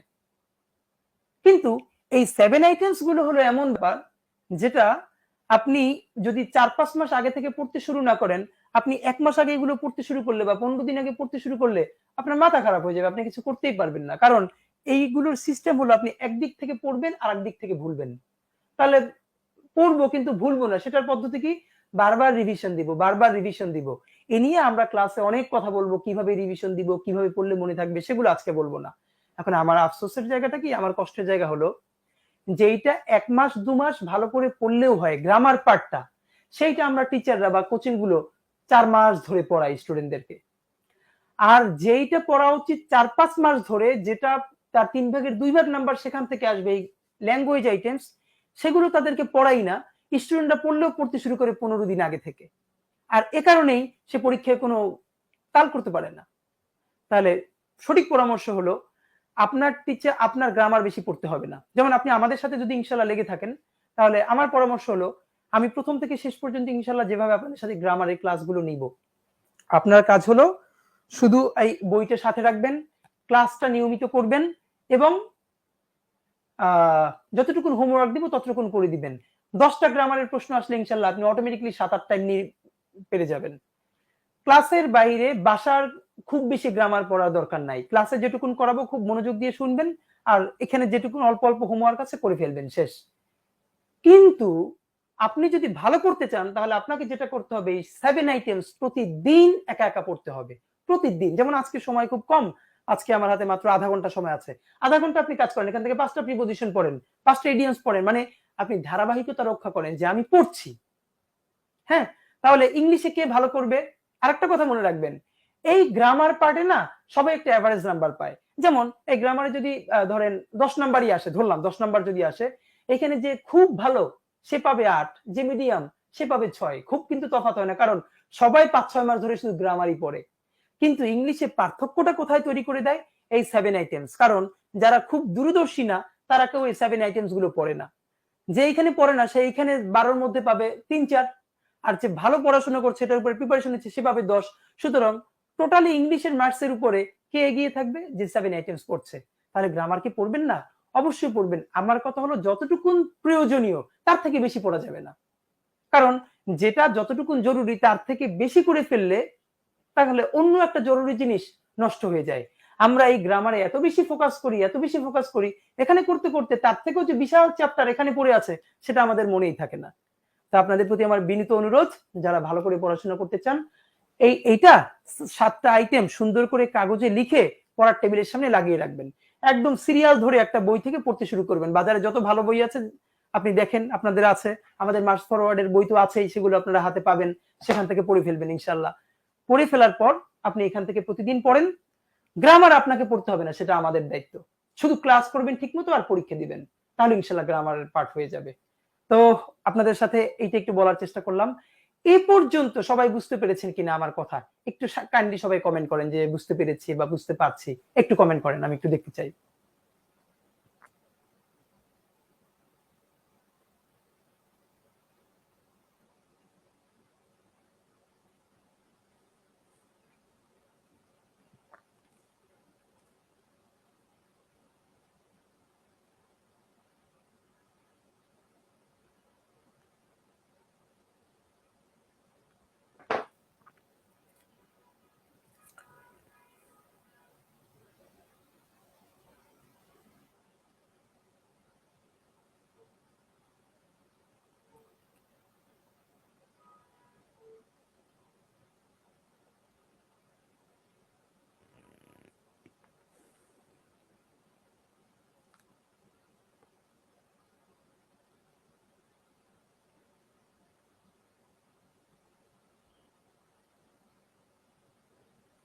একটু কমেন্ট দেখতে চাই কাইন্ডলি। জি স্যার, বুঝেছি। ধন্যবাদ সাগর আহমেদ। হ্যাঁ সাগর, আপনাকেও ধন্যবাদ। আরিফ বুঝেছেন, তারপরে শুক্তি দিয়ে বুঝেছি, বুঝতেছি।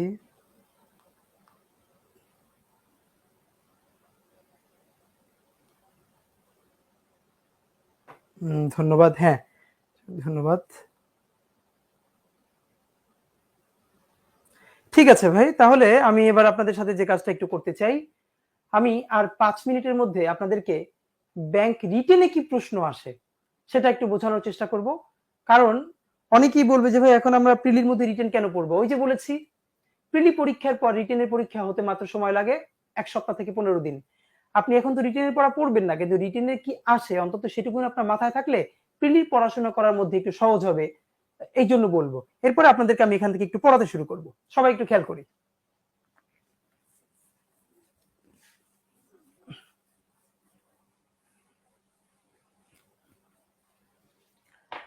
আচ্ছা, রিটেনে আমি মুখে মুখে একটু বলি ভাই, রিটেনে কখনো 80 নাম্বার, কখনো 100 নাম্বার, কখনো 120 নাম্বার। তা আমি একটা এভারেজ স্ট্যান্ডার্ডে ধরে নিলাম যে 100 নাম্বার। এই 100 নাম্বার যদি হয়, এই 100 নাম্বারের মধ্যে 50ই আসবে অনুবাদ, ইংলিশ থেকে বাংলা, বাংলা থেকে ইংলিশ। ইংলিশ থেকে যে বাংলা অনুবাদ আসবে, ইংলিশটা কোত্থেকে না, এটা বাংলাদেশি লেখা কোনো ইংলিশ সাধারণত আসে না, ইন্টারন্যাশনাল কোনো জার্নাল থেকে বা কোনো একটা রিসার্চ ওয়ার্ক থেকে একটা প্যাসেজ তুলে দিয়ে হয়, সেটাকে অনুবাদ করতে হয়। একইভাবে একটা বাংলা বড় প্যাসেজ, মানে এক লাইন অনুবাদ কিন্তু না, একটা প্যারাগ্রাফের মতো ইংলিশ দেওয়া হয়, তার বাংলা করতে হবে, আবার ওরকম একটা বাংলা দেওয়া হয়, সেটার ইংলিশ করতে হবে। একটু বলে রাখি, ইংরেজির সম্বন্ধে খুব ভালো দক্ষতা না থাকলে এখানে কেউ অনুবাদ করতে পারে না, কারণ এখানকার ইংলিশ বা বাক্যগুলো অনেক বড় বড় হয়।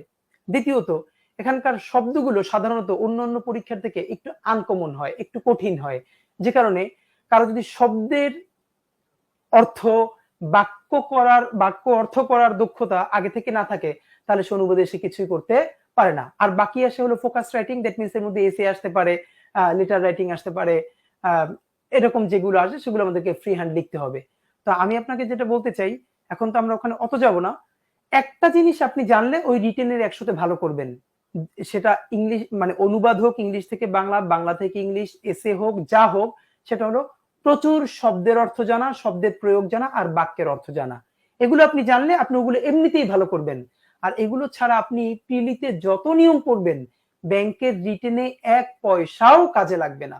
তাহলে প্রিলির সাথে রিটেন প্রস্তুতি কিভাবে নিতে হয়, এই কথাটা বলার জন্যই বললাম। ভাইয়া, আপনি এখন যে অ্যাপ্রোপ্রিয়েট প্রিপোজিশনটা পড়বেন, এই অ্যাপ্রোপ্রিয়েট প্রিপোজিশন নিজেও তো একটা শব্দ, আপনি ওটাকে অর্থ সহ পড়েন, আপনি ওটাকে বাক্যের উদাহরণ সহ পড়েন, আপনি নিজে লিখে লিখে উদাহরণটা লেখেন এবং দেখে দেখে পড়েন।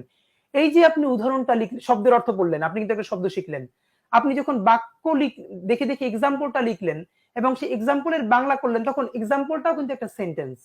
সেই সেন্টেন্সের যখন বাংলা করলেন, আপনি তখন কিন্তু একটা লাইনের বাংলা করা শিখে গেলেন। এরকম আপনি যখন শত শত শব্দের অর্থ এবং তার মানে এক্সাম্পল এবং তার এক্সাম্পলের অর্থ করতে করতে আস্তে আস্তে অভ্যাস হয়ে যাবে, তখন কিন্তু আপনি আস্তে আস্তে এই যে ইংলিশ থেকে বাংলা করার একটা দক্ষতা আপনার তৈরি হবে। তো এই যে আপনি শব্দের অর্থ শিখলেন, আপনি যে বাক্যের অর্থ শিখলেন, এইগুলো থেকেই তো আপনি যখন ইংলিশ থেকে বাংলা বা বাংলা থেকে ইংলিশ অনুবাদ করবেন, আপনার এই দক্ষতাটা ওখানে আপনাকে হেল্প করবে, কারণ ওখানেও আছে শব্দ, আপনি শব্দ শিখেছেন, ওখানে বাক্য থেকে করতে হবে, ইতিমধ্যে আপনি বাক্যের অর্থ করে করে প্র্যাকটিস করেছেন। এই জন্য প্রিলি অবস্থাতেই রিটেনের প্রস্তুতি মানে হলো প্রিলির জিনিসগুলোই সব বুঝে বুঝে প্রয়োগ সহ পড়া, তাহলে আপনি রিটেনে অনেক বেশি হেল্প পাবেন। আর যদি আপনি এখন ওই মেন্ট থাকলে নাউন হয়, শোন থাকলে নাউন হয়, এগুলো যদি আপনি মুখস্থ করেন, তাহলে ভাই আপনার কোনো কাজে লাগবে না, রিটেনে তো কাজে লাগবে না, আপনি প্রিলিতেও পাশের সম্ভাবনা খুব কম।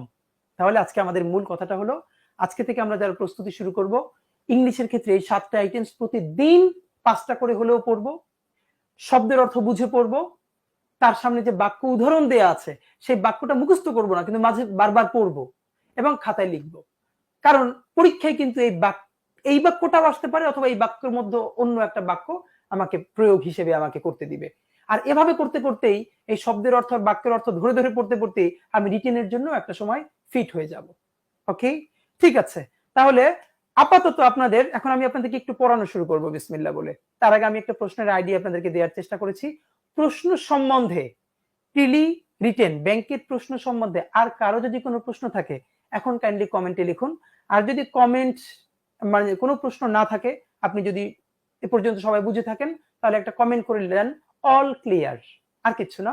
আপনি যদি প্রশ্নের প্যাটার্ন বুঝে থাকেন, কিভাবে পড়তে হবে, এগুলো যদি আপনি বুঝে থাকেন, তাহলে আপনি আমাকে একটা কমেন্ট করুন অল ক্লিয়ার। আর যদি কারো এখনো কোনো প্রশ্ন থাকে, তাহলে আপনি আমাকে প্রশ্নটা লিখতে পারেন।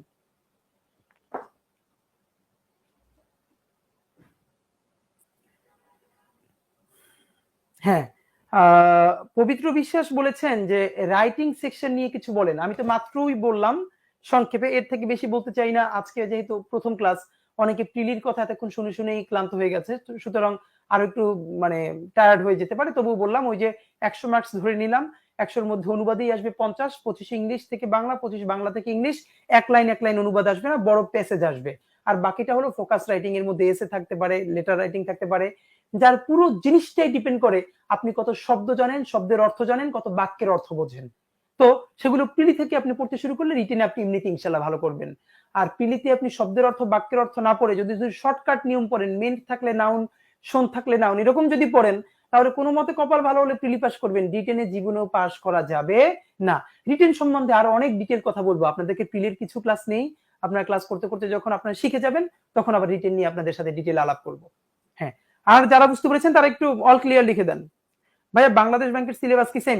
ভাই সবকিছু সেম, সব এটা সব নিয়ে স্ট্যান্ডার্ড করে বলেছি। হ্যাঁ, এখান থেকে কোনোটায় কোনো পরীক্ষা একটু কম আসে, কোনোটা একটু বেশি আসে, কিন্তু আপনি প্রিপারেশন যদি এভাবে নেন তাহলে আপনার ঠিক হয়ে যাবে। All clear. হ্যাঁ, বাংলাদেশ ব্যাংক এডি ভাই আপনি যখন শুরু করবেন আসলে বাংলাদেশ ব্যাংক এডি আর আইবিএ এমবিএ আর অন্য কোনো কথা না, এইগুলো হলো দা বেসিক্স, এগুলো হলো একদম মূল। আপনি বাংলাদেশ ব্যাংকে রেডি হন বা অন্য যেটাই হন, এগুলো আপনাকে পড়তেই হবে। এরপর বাংলাদেশ ব্যাংকে রেডি সাথে আরো পড়তে হবে, অথবা আরো আপনার ডিজায়ার্ড আরো শক্ত কিছু আরো বেশি পড়তে হবে। মানে এগুলো না পড়ে যেতে পারবেন না আপনি কোথাও, এগুলো পড়া কমপ্লিট করে এগুলোর সাথে আস্তে আস্তে আস্তে আস্তে আপনাকে আরেকটু বৃদ্ধি করতে হবে, এগুলোর থেকেই শুরু। হ্যাঁ, অল ক্লিয়ার। হ্যাঁ, এরপরে আর কারো কোনো প্রশ্ন থাকলে একটু প্রশ্ন করবেন, অথবা একটু লিখে দেন অল ক্লিয়ার। এবার আমি আপনাদেরকে পড়াতে শুরু করব।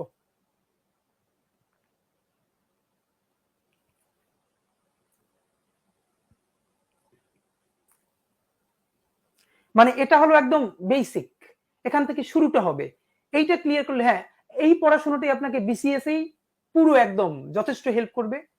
শুধু ওটার জন্য বিসিএস এর প্রিলি লিটারেচার পড়তে হবে আর কিছু না, এইটাই ব্যাংকের সবকিছুর জন্য। হ্যাঁ, তারপরে যখন পরীক্ষা দিব তখন এটার সাথে বাংলাদেশ ব্যাংকের জন্য বাংলাদেশ ব্যাংকের যেভাবে প্রশ্ন হয়েছে বিগত পরীক্ষার প্রশ্ন সলভ করতে করতে আমরা আরো শিখে যাব। কিন্তু এই পড়াশোনাগুলো না করে আপনি সরাসরি প্রশ্ন সলভ করতে গেলে আপনি মাথায় কিচ্ছু ধরবে না, আপনি জাস্ট মাথা খারাপ হয়ে যাবে।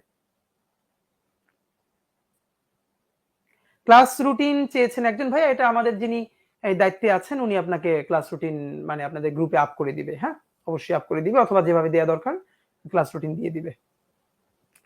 আচ্ছা ফাঁকে একটু পরিচিত হই, হ্যাঁ এতক্ষণ ধরে। তার আগে আপনাদের সাথে এবার একটু গল্প করি। গল্পটা হলো ভাইয়া, আপনারা এখনো তো এখানে বেশ অনেকেই ক্লাসে জয়েন করেছেন, আপনারা কে কোত্থেকে আমাদের ক্লাসে জয়েন করেছেন? হোম ডিস্ট্রিক্ট মানে শুধু জেলাটা, একটু জেলাটা লিখে দেন তো, একটু দেখি কে কোত্থেকে জয়েন করেছেন সবাই। একটু মানে কে কোন ডিস্ট্রিক্ট থেকে আপনারা জয়েন করেছেন সবাই একটু লিখে দেন তো দেখি।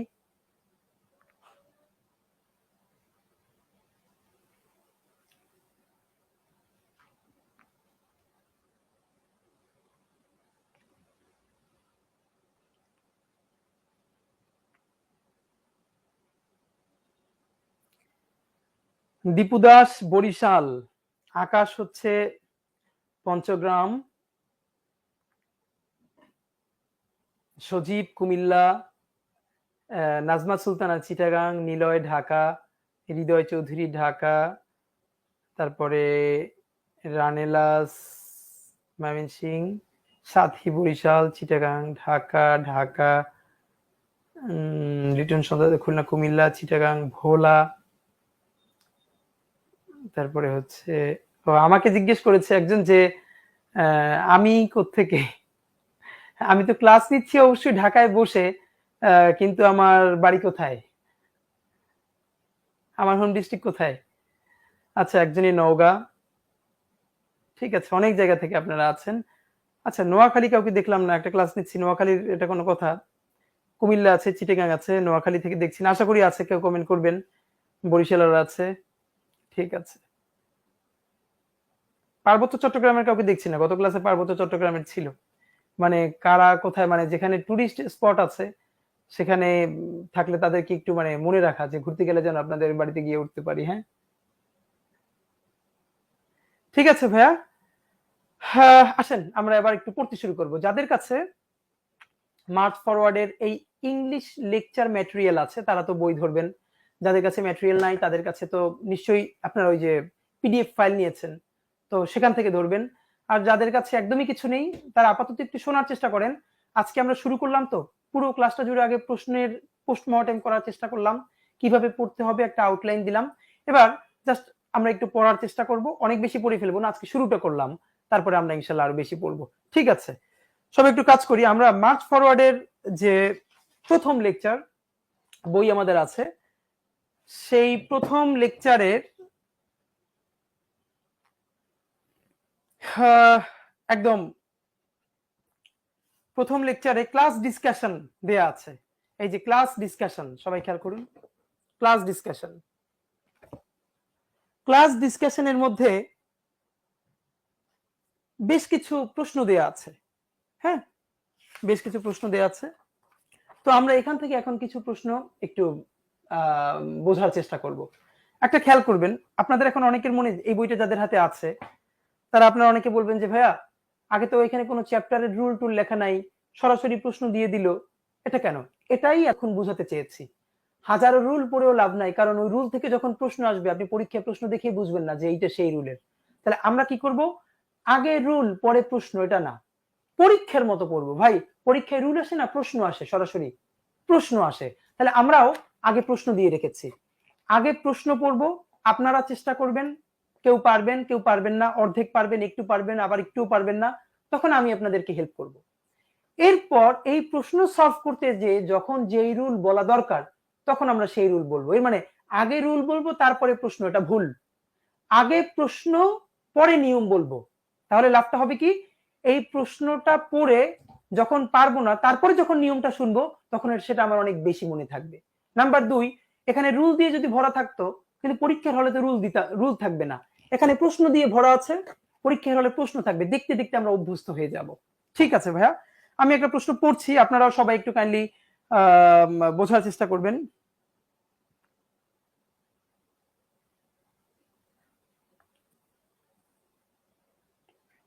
আমি একটা প্রশ্ন কাজ করি, বোর্ডে লিখে দেই, যেহেতু অনেকের কাছে বই নাই।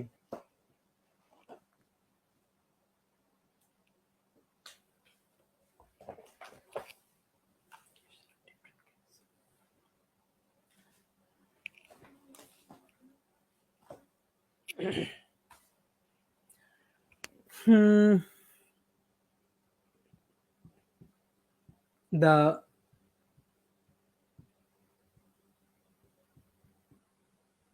production of different kinds of artificial materials, the production of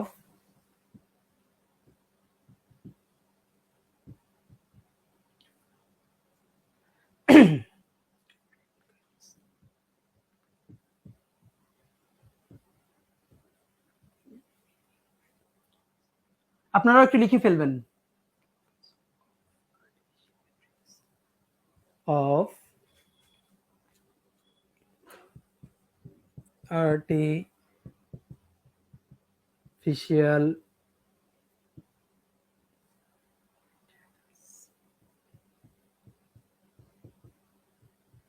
the production of different kinds of artificial materials for the conservation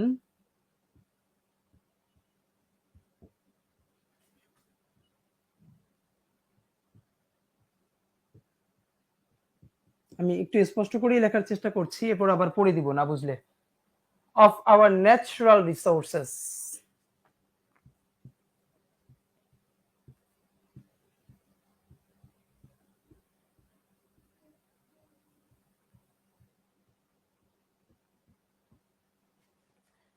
কি লিখলাম, the production of different kinds, the production of different kinds of artificial materials, এখানে একটু correction আছে, materials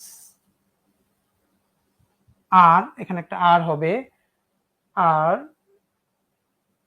the production of essential kinds of artificial materials are essential for the আর একটু kindly আমি একটু correction করে শুদ্ধ করে লিখছি, আর এর পরে একটু কাইন্ডলি আপনারা আবার এখান থেকে একটু মুছে লিখে দিচ্ছি, the production of different kinds of artificial materials are essential, যাদের কাছে বই আছে তারা তো ওখান থেকে দেখতেই পারবেন, যাদের বই নেই তাদের জন্য একটু লিখে দিচ্ছি, essential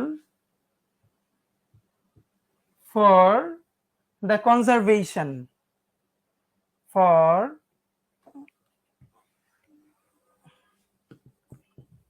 the conservation of our natural resources. এখন যেটা আমাদের কাজ সেটা হলো পরীক্ষায় ঠিক প্রশ্নটা এভাবেই ছিল, এভাবে আপনারা দাগ দিয়েন। যদি কারোর কাছে কালার পেন থাকে তাহলে কালার পেন থেকে দিয়েই আন্ডারলাইন করবেন। তারপরে হলো আর এর নিচে একটা আন্ডারলাইন করবেন আর কে, তারপরে হলো কনজারভেশন অফ, এখানে করবেন অফের উপরে রিসোর্সেস, তারপরে হলো নো এরর।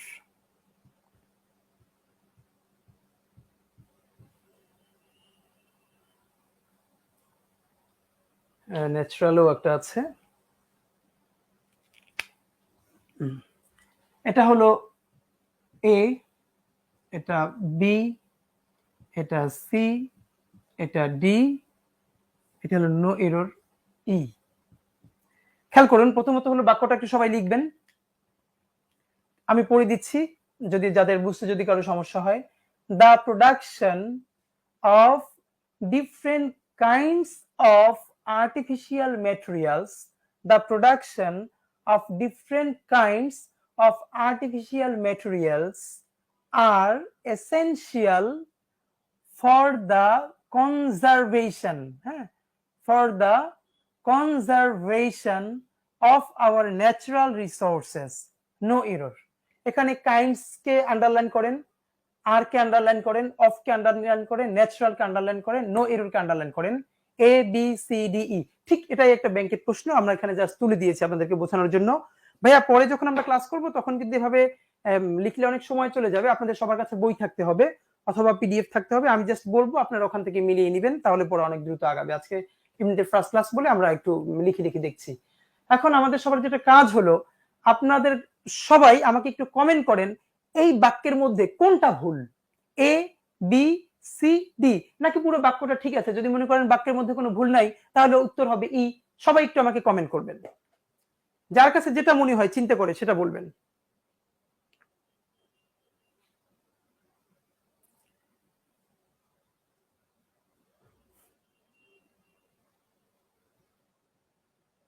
ও নোয়াখালীর একজন আছে তো, হ্যাঁ থ্যাংক ইউ ভাই। হ্যাঁ হানিফ হাসান নোয়াখালী, হ্যাঁ খুলনা আসেন ডিজিটাল টাউন, হ্যাঁ সুন্দরবন দেখবো, হ্যাঁ সুন্দরবন দেখার খুবই ইচ্ছে। তিথি স্যার আসসালামু আলাইকুম, স্যারের বাড়ি বরিশাল, স্যারের ক্লাসগুলো অনেক হেল্পফুল, স্যারের জন্য অনেক শুভকামনা। প্রথম কথা হলো অনামিকা তিথি, আপনাকে কে বলেছে আমার বাড়ি বরিশাল?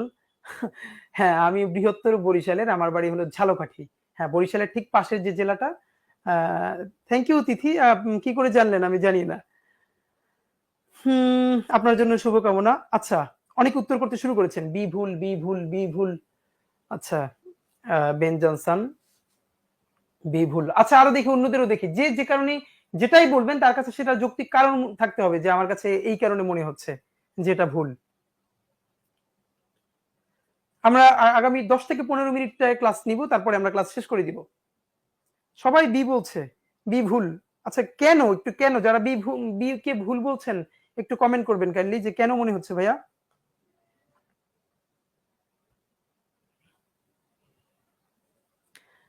আচ্ছা ধরে নিলাম, আপনার তাহলে এবার আমাকে আরেকটু হেল্প করেন। ধরে নিলাম যে বি ভুল, তাহলে বি ভুল হলে বি এর জায়গায় শুদ্ধটা কি হবে সেটা একটু লিখে দেন তো আমাকে সবাই। যে যদি বি ভুল হয়, যে বি ভুল মানে কি, বিতে কি আছে, আর আছে। একটু লেখার আগে আমি আমাকে একটু কাইন্ডলি আমরা কাজ করি। দেখেন এখন আপনি কিভাবে পড়বেন এইটা দেখানোর জন্য আপনাকে এই বাক্যটা লেখা। ভাইয়া খেয়াল করবেন, এরকম শত শত বাক্য আপনাকে বাসায় প্র্যাকটিস করতে হবে। ঠিক এরকম বাক্য ব্যাংকে পরীক্ষায় তুলে দিবে, এবং এই যে বাক্যটা আছে এটা একটা ব্যাংকের প্রশ্ন থেকে নেয়া। কথা হলো এইগুলো তো গ্রামারের প্রশ্ন, যে যেমন এইটা হলো সাবজেক্ট ভার্ব এগ্রিমেন্ট থেকে প্রশ্নটা এসছে, তো সেটা আমরা পরে বলবো। আমার কথা হলো কি, যে আমরা প্রথমেই করি কি, বাক্যটা ভালো করে নাও পড়ে এর মধ্যে গ্রামারের কি ভুল আছে এটা বুঝবার চেষ্টা করি। কপাল খুব ভালো হলে দুই একটা বুঝি, আর ম্যাক্সিমাম আমরা বুঝি না। ব্রাদার আপনাকে যেহেতু বলেছি আমরা ভিন্নভাবে শব্দের অর্থ বাক্য ধরে ধরে এমন ভাবে শিখবো যাতে প্রিলি রিটেন সবকিছু একবারে হয়ে যায়। তাহলে আপনার কাজ হলো প্রশ্নে ভুল উত্তর যাই থাকুক, অপশনের আগে আমরা কোনো অপশনের দিকে খেয়াল করব না। আমরা কিসের দিকে খেয়াল করব? আমরা খেয়াল করব আগে পুরো বাক্যটা পড়বো, 2 নম্বরে খেয়াল করব, আচ্ছা বাক্যটার অর্থটা কি, অর্থটা আমি পারি কিনা। যদি অর্থ না পারি, দেখবো দুই একটা শব্দ পারি না, শব্দটার অর্থ বের করব, সরি, বের করে পাশে লিখে রাখবো। এরপর পুরো বাক্যটার অর্থ পড়বো, এরপরে দেখবো গ্রামার। তাহলে আমরা একটু হেল্প করি কিভাবে আছে।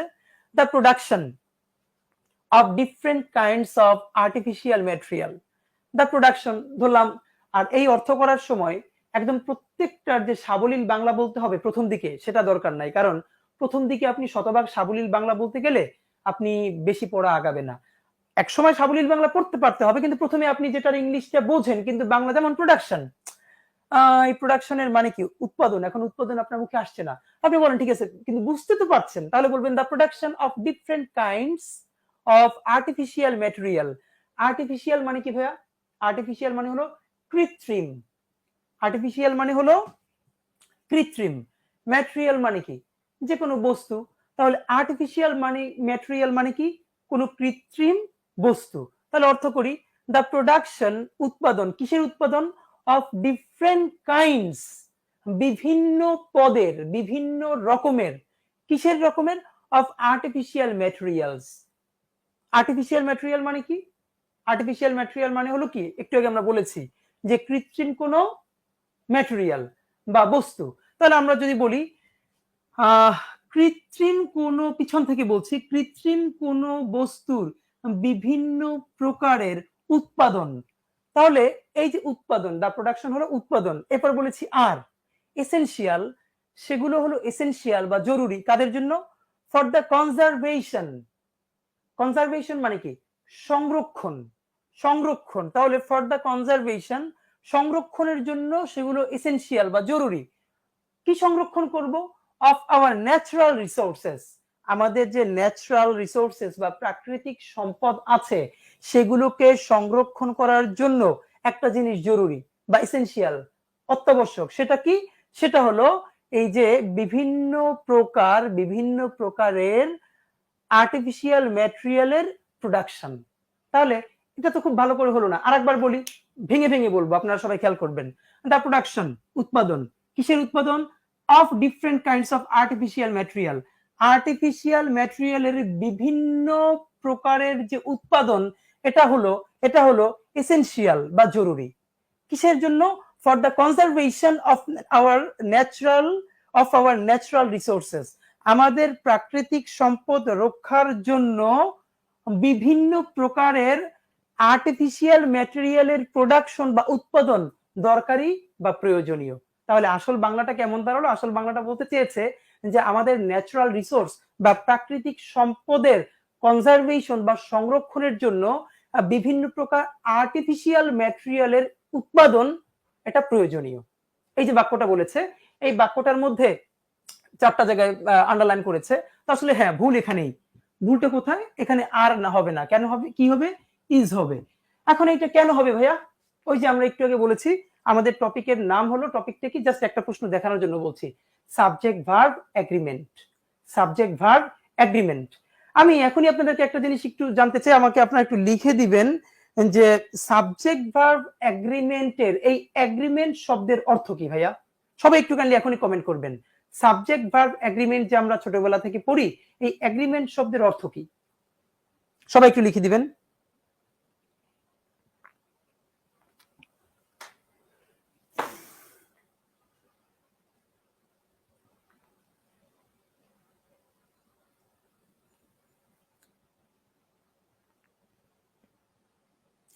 এই যে সাবজেক্ট ভার্ব এগ্রিমেন্ট, এই এগ্রিমেন্ট শব্দটার অর্থ কি,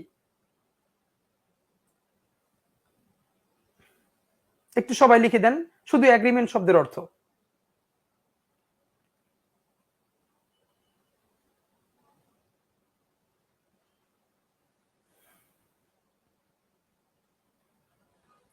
হ্যাঁ, লিটন সর্দার, সম্মতি। আচ্ছা, একজনে লিখেছেন গ্রহণ, একজনে লিখেছেন সম্মতি, একজনে লিখেছেন চুক্তি। আরো যার কাছে যেটা মনে হয় একটু লিখে দেন। সাবজেক্ট ভার্ব এগ্রিমেন্ট, এই এগ্রিমেন্টের অর্থ কি?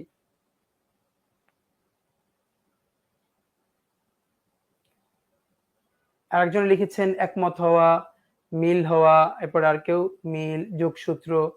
আচ্ছা ভাই, অনেকেই লিখছেন, থ্যাংক ইউ। আমি একটু সংক্ষেপে বলে দেই, ওই যে এগ্রিমেন্ট মানে আমরা যারা চুক্তি বলি ভাইয়া, এগ্রিমেন্ট চুক্তি হলো যখন একটা দেশের সাথে আর একটা দেশের হয়, একটা পক্ষের সাথে আর একটা পক্ষের, সেই এগ্রিমেন্ট গুলোকে আমরা চুক্তি বলি। আসলে এই যে সাবজেক্টের সাথে ভার্বের কোনো চুক্তি না, এই এগ্রিমেন্ট মানে হলো, একজন বলেছে এগ্রিমেন্ট মানে হলো মিল, মিল, মিল বা সন্ধি। মিল, মিল কিরকম, যেমন আপনার সাথে আমার মিল আছে। ধরেন আজকে আমি একটা পাঞ্জাবি পরে আসলাম, আপনিও পাঞ্জাবি পরে আসলেন, এই কিন্তু একটা মিল আছে। কিসের মিল? পাঞ্জাবির মিল বা ওয়ারিংস বা পোশাকের মিল। ওকে, আপনার চুল কালো, আমারও চুল কালো, এই যে একই জায়গায় বসা, মানে এই কিন্তু একটা মিল আছে। কিসের ভিত্তিতে? এই যে চুলের রঙের ভিত্তিতে মিল আছে। ভাইয়া সাবজেক্ট ভার্ব এগ্রিমেন্ট, এই এগ্রিমেন্ট, এখানের এগ্রিমেন্ট মানে চুক্তি না, এখানে এগ্রিমেন্ট মানে হলো কি মিল। আবার বলছি, এখানের এগ্রিমেন্ট মানে কি মিল। এখন এর মানে হলো সাবজেক্ট আর ভার্বের মধ্যে মিল থাকবে। হাজবেন্ড ওয়াইফের মধ্যে মিল না থাকলে যেরকম সংসার হয় না, একইভাবে সাবজেক্ট এবং ভার্বের মধ্যে মিল না থাকলে সেন্টেন্স হবে না। এটা হলো এগ্রিমেন্ট। তাহলে এখন আমরা যেটা জানি, যদি মিল করতে হয় তাহলে কি বলবো? সাবজেক্ট যদি সিঙ্গুলার হয় তাহলে ভার্ব হবে কি প্লুরাল। তাহলে কি মিল হলো, এগ্রিমেন্ট হলো না? ছোটবেলা থেকে পড়েছি সাবজেক্ট সিঙ্গুলার হলে ভার্ব হবে সিঙ্গুলার, সাবজেক্ট প্লুরাল হলে ভার্ব হবে কি প্লুরাল। এইটা হলো এগ্রিমেন্ট। এই যে এই বাক্যে অনেকে সহজে বুঝতে পেরেছেন, তবু একটু অন্যদের জন্য বলে দিচ্ছি। The production of different kinds of artificial material, এরপর একটা ভার্ব আছে। এখন এখানে আর না হয়ে ইজ কেন হবে? হ্যাঁ, আসল কথাটা হলো, খেয়াল করবেন, আমরা বলেছি মানে different kinds of artificial materials মানে হলো বিভিন্ন প্রকারের আর্টিফিশিয়াল ম্যাটেরিয়াল বা বিভিন্ন প্রকারের কৃত্রিম বস্তু সমূহ। কিন্তু মূল কথাটা কি বলেছে? বিভিন্ন প্রকার কৃত্রিম বস্তু সমূহের উৎপাদন জরুরি। আসল কথাটা হলো কি জরুরি, কি essential. The production is essential. এই ম্যাটেরিয়াল এসেনশিয়াল না, আর্টিফিশিয়াল এসেনশিয়াল না, কি essential? The production is essential. The production is essential. দেখেন তো প্রোডাকশন কয়টা? সিঙ্গুলার, সুতরাং তার সাথে ভার্ব হবে ইজ। যদি প্রোডাকশন না বলে যদি এখানে বলতো এস, দ্য প্রোডাকশনস, তাহলে ইজ না বলে বলতাম কি আর। এর মানে হলো দ্য প্রোডাকশন ইজ এসেনশিয়াল। ঠিক আছে, এখন আমার কথা হলো, আমরা এটাকে গ্রামারের ভাষায় বলি হলো কি, এটাকে বলি হেডওয়ার্ড। আরো একটা সহজে অনেকে আমরা বুদ্ধি দেই যে সাধারণত একটা বাক্যে সাবজেক্ট কোনটাকে বুঝবো, যেমন এরকম বড় ইসের মধ্যে অফের আগে যে থাকে সেটাকে বলি সাবজেক্ট। এগুলো আমরা বলার জন্য বলি। আসল কথা হলো আপনি যদি অর্থ বুঝতে পারেন তাহলে আপনার কিছু লাগবে না। আপনাকে বলেছে প্রাকৃতিক সম্পদ সংরক্ষণের জন্য বিভিন্ন প্রকারের আর্টিফিশিয়াল ম্যাটেরিয়ালের উৎপাদন জরুরি। উৎপাদন জরুরি, তাহলে আসল সাবজেক্টকে উৎপাদন ইজ এসেনশিয়াল। তাহলে উৎপাদন কি বলেছে? একটা, তাহলে ইজ হবে। এখন উৎপাদন যদি অনেকগুলো তাহলে আর হবে। এখন ভাই একটা ব্যাপার কি জানেন, আপনি সহজেই প্রশ্নটা ধরতে পারতেন যদি প্রশ্নে লেখা থাকতো,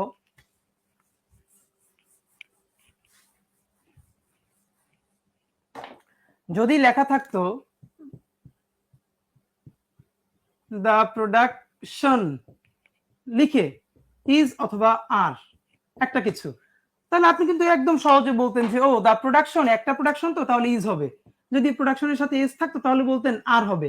কিন্তু ওই একই প্রশ্ন এমন বড় একটা বাক্যের মধ্যে দিবে, এইখানে থাকবে সাবজেক্ট, ভার্ব থাকবে 2 লাইন বা 3 লাইন পরে।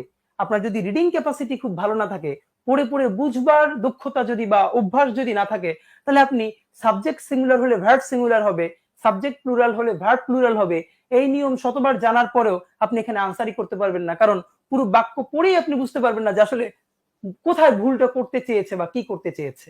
এজন্য ওই যে বাক্যটার এখন ভাইয়া এটা তো আমাদের পরিচিত, এই জন্য কিন্তু আপনারা দ্রুত অর্থ করে মানে উত্তর করে ফেলেছেন। কিন্তু আমাদের কিন্তু এরকম অপরিচিত আসবে। তো আপনাদের জন্য পরামর্শ কি, এরকম যত বড় বাক্যই পড়বো, আগে ভুল কেন উত্তর কোনটা সেটা যাওয়ার আগে পুরো বাংলা বাক্যটা পড়বো। বাক্যের মধ্যে শব্দের অর্থগুলো যদি সব পারি তো ভালো, না পারলে ডিকশনারি থেকে দেখে পাশে লিখে রাখবো। এরপর পুরো বাক্যটা অর্থ করার চেষ্টা করব। প্রথম দিকে শতভাগ সাবলীল অর্থ না পারলেও একদম মোটামুটি ইংলিশ বাংলা মিলিয়ে একটা অনুবাদ করব, যাতে বুঝতে পারি যে ব্যাপারটা কি হয়েছে। ফাইনালি আস্তে আস্তে আস্তে আস্তে আস্তে আমরা কি করব, যখন পুরো এরকম বড় বড় বাক্যের বাংলা করতে শিখে যাব, তখন প্রিলিত হবেই ভাইয়া। ঠিক এইরকম 10টা 5টা বাক্য নিয়েই কিন্তু আপনার রিটেন পরীক্ষা অনুবাদ আসবে। আপনি এই লাইনটা যেভাবে এইমাত্র অনুবাদ আস্তে আস্তে করতে শিখছেন, এখানে আপনি অনুবাদ করতে পারলে আপনি ব্যাংকের রিটেনের অনুবাদ করতে পারবেন। তাহলে আমি এখন ক্লাস আজকে শেষ করব। আজকে আমরা খুব বেশি পড়িনি, জাস্ট কেন অর্থ ধরে পড়তে হবে, অর্থ বুঝে পড়তে হবে, এটা আপনাকে বলবার চেষ্টা করলাম। তো যা আমি বলেছি এতক্ষণ আপনাদের সাথে আমি একটুখানি রিভিউ করার চেষ্টা করি। এর আগে আপনারা কাইন্ডলি আপনাদের যদি আর কোনো প্রশ্ন থাকে তাহলে আমাকে একটু প্রশ্ন করুন। যদি আজকের আর কোনো জানাশোনার ব্যাপার থাকে, কোনো প্রশ্ন থাকে, তাহলে আপনারা কমেন্ট করুন, আমি উত্তর দিব।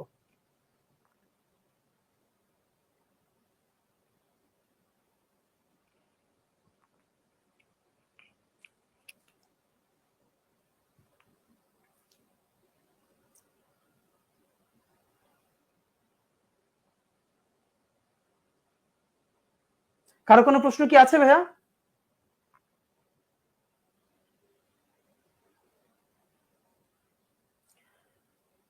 আচ্ছা, আমি ধরে নিচ্ছি আপাতত কারো কোনো প্রশ্ন নেই। তাহলে আমি একটু এবার খুব গুরুত্বপূর্ণ, আমি 2 মিনিটে আপনাদের সাথে একটু রিভিউ করার চেষ্টা করছি। আজকে আমরা প্রথমত পড়েছি পুরো একদম নতুন করে, বা ইতিমধ্যে যারা ব্যাংকে পরীক্ষা দিয়েছি বা একদম নতুন করে শুরু করব, তাদের জন্য আজকে আমরা পুরো ব্যাংকের প্রশ্ন পদ্ধতিটির একটা পোস্টমর্টেম করার চেষ্টা করেছি।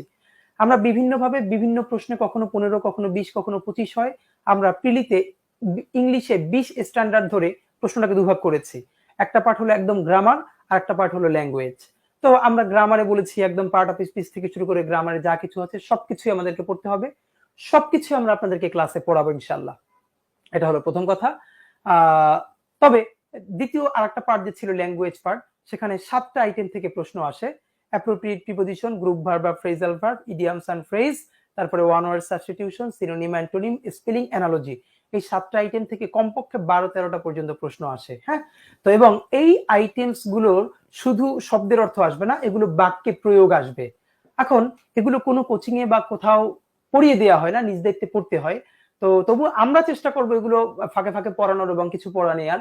কিন্তু আপনি যদি সত্যি ব্যাংকের জন্য একজন ভালো মানে যে আপনি ভালো আসলে ব্যাংকার হতে চান, এভাবে যদি প্ল্যান থাকে, তাহলে আজকে থেকে আপনার কাজ হলো ভাইয়া, আপনি এই 7টা আইটেম প্রতিদিন আধা ঘন্টা 1 ঘন্টা করে হলেও প্রতিদিন অল্প অল্প করবেন, আর রিভিউ করবেন, প্র্যাকটিস করবেন। আর গ্রামারের যে পার্ট গুলো আছে এগুলো নিয়ে চিন্তা করার দরকার নেই, আমাদের সাথে প্রথম থেকে শেষ পর্যন্ত ক্লাস করলে আমরা গ্রামার গুলো আপনাদেরকে ইনশাল্লাহ পড়াবো। যেভাবে পড়াবো আপনি ঠিক মতো শুধু ক্লাস যদি করেন আর হোমওয়ার্ক টুকুন করে দেন, তাহলে আপনি গ্রামার ইনশাল্লাহ যা প্রশ্ন আসবে তার মধ্যে 3 ভাগের 2 ভাগ আনসার করতে পারবেন একদম অনায়াসে। কিন্তু এখানে আমাদের যেটা কথা সেটা হলো, আমরা ঠিক ভুলটা করি, আমরা গ্রামার যেটা 2 মাস পড়লেও অনেকখানি পারা যায় সেটা পড়ি 6 মাস, আর যেটা পড়তে হয় 6 মাস ল্যাঙ্গুয়েজ আইটেম সেটা আমরা 1 মাসও পড়ি না।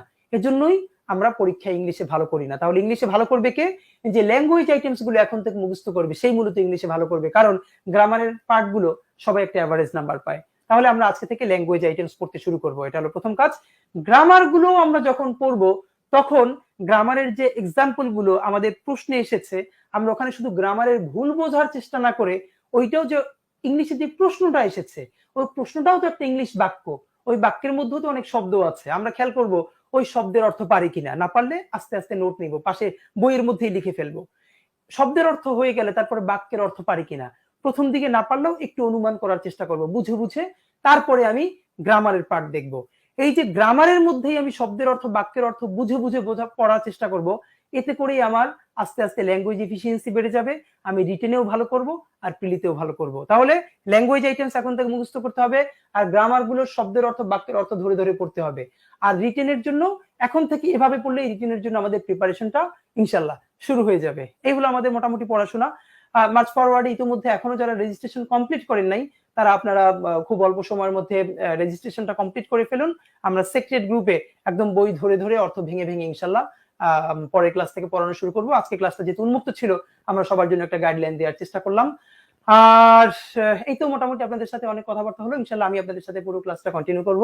আর আমার পরিচয় হলো, আমি শরীফ ওসমান বিন হাদি। শরীফ ওসমান বিন হাদি, সংক্ষেপে ওসমান ভাই। এটুকুন হলেই হলো, আমি আপনাদের সাথে ইনশাল্লাহ ক্লাসে থাকবো। তো পুরো ক্লাসটা আপনাদের সাথে কেমন লাগলো, যে পরামর্শ দিয়েছি সেগুলো আপনাদের কাছে কেমন লাগলো, কাইন্ডলি একটু শেষে এক লাইনে লিখে যাবেন। যদি কারো কোনো পরামর্শ থাকে সেটাও বলবেন, কারো কোনো প্রশ্ন থাকলে এক লাইনে একটু বলে তারপরে আমরা বিদায় নিব প্লিজ। পুরো সেশন আপনাদের সাথে কেমন লাগলো? হ্যাঁ, আমি এখন নামাজে যাবো, এই জন্য একটু শেষ করে দিচ্ছি, অনেকেই নামাজে যাবেন। তো আই থিঙ্ক আপনাদের সাথে ইনশাল্লাহ একটা ভালো সময় পার করলাম আমরা। আবার দেখা হবে, পড়াশোনা শুরু করতে থাকুন। থ্যাংক ইউ ভেরি মাচ ভাই, আল্লাহ হাফেজ, আসসালামু আলাইকুম।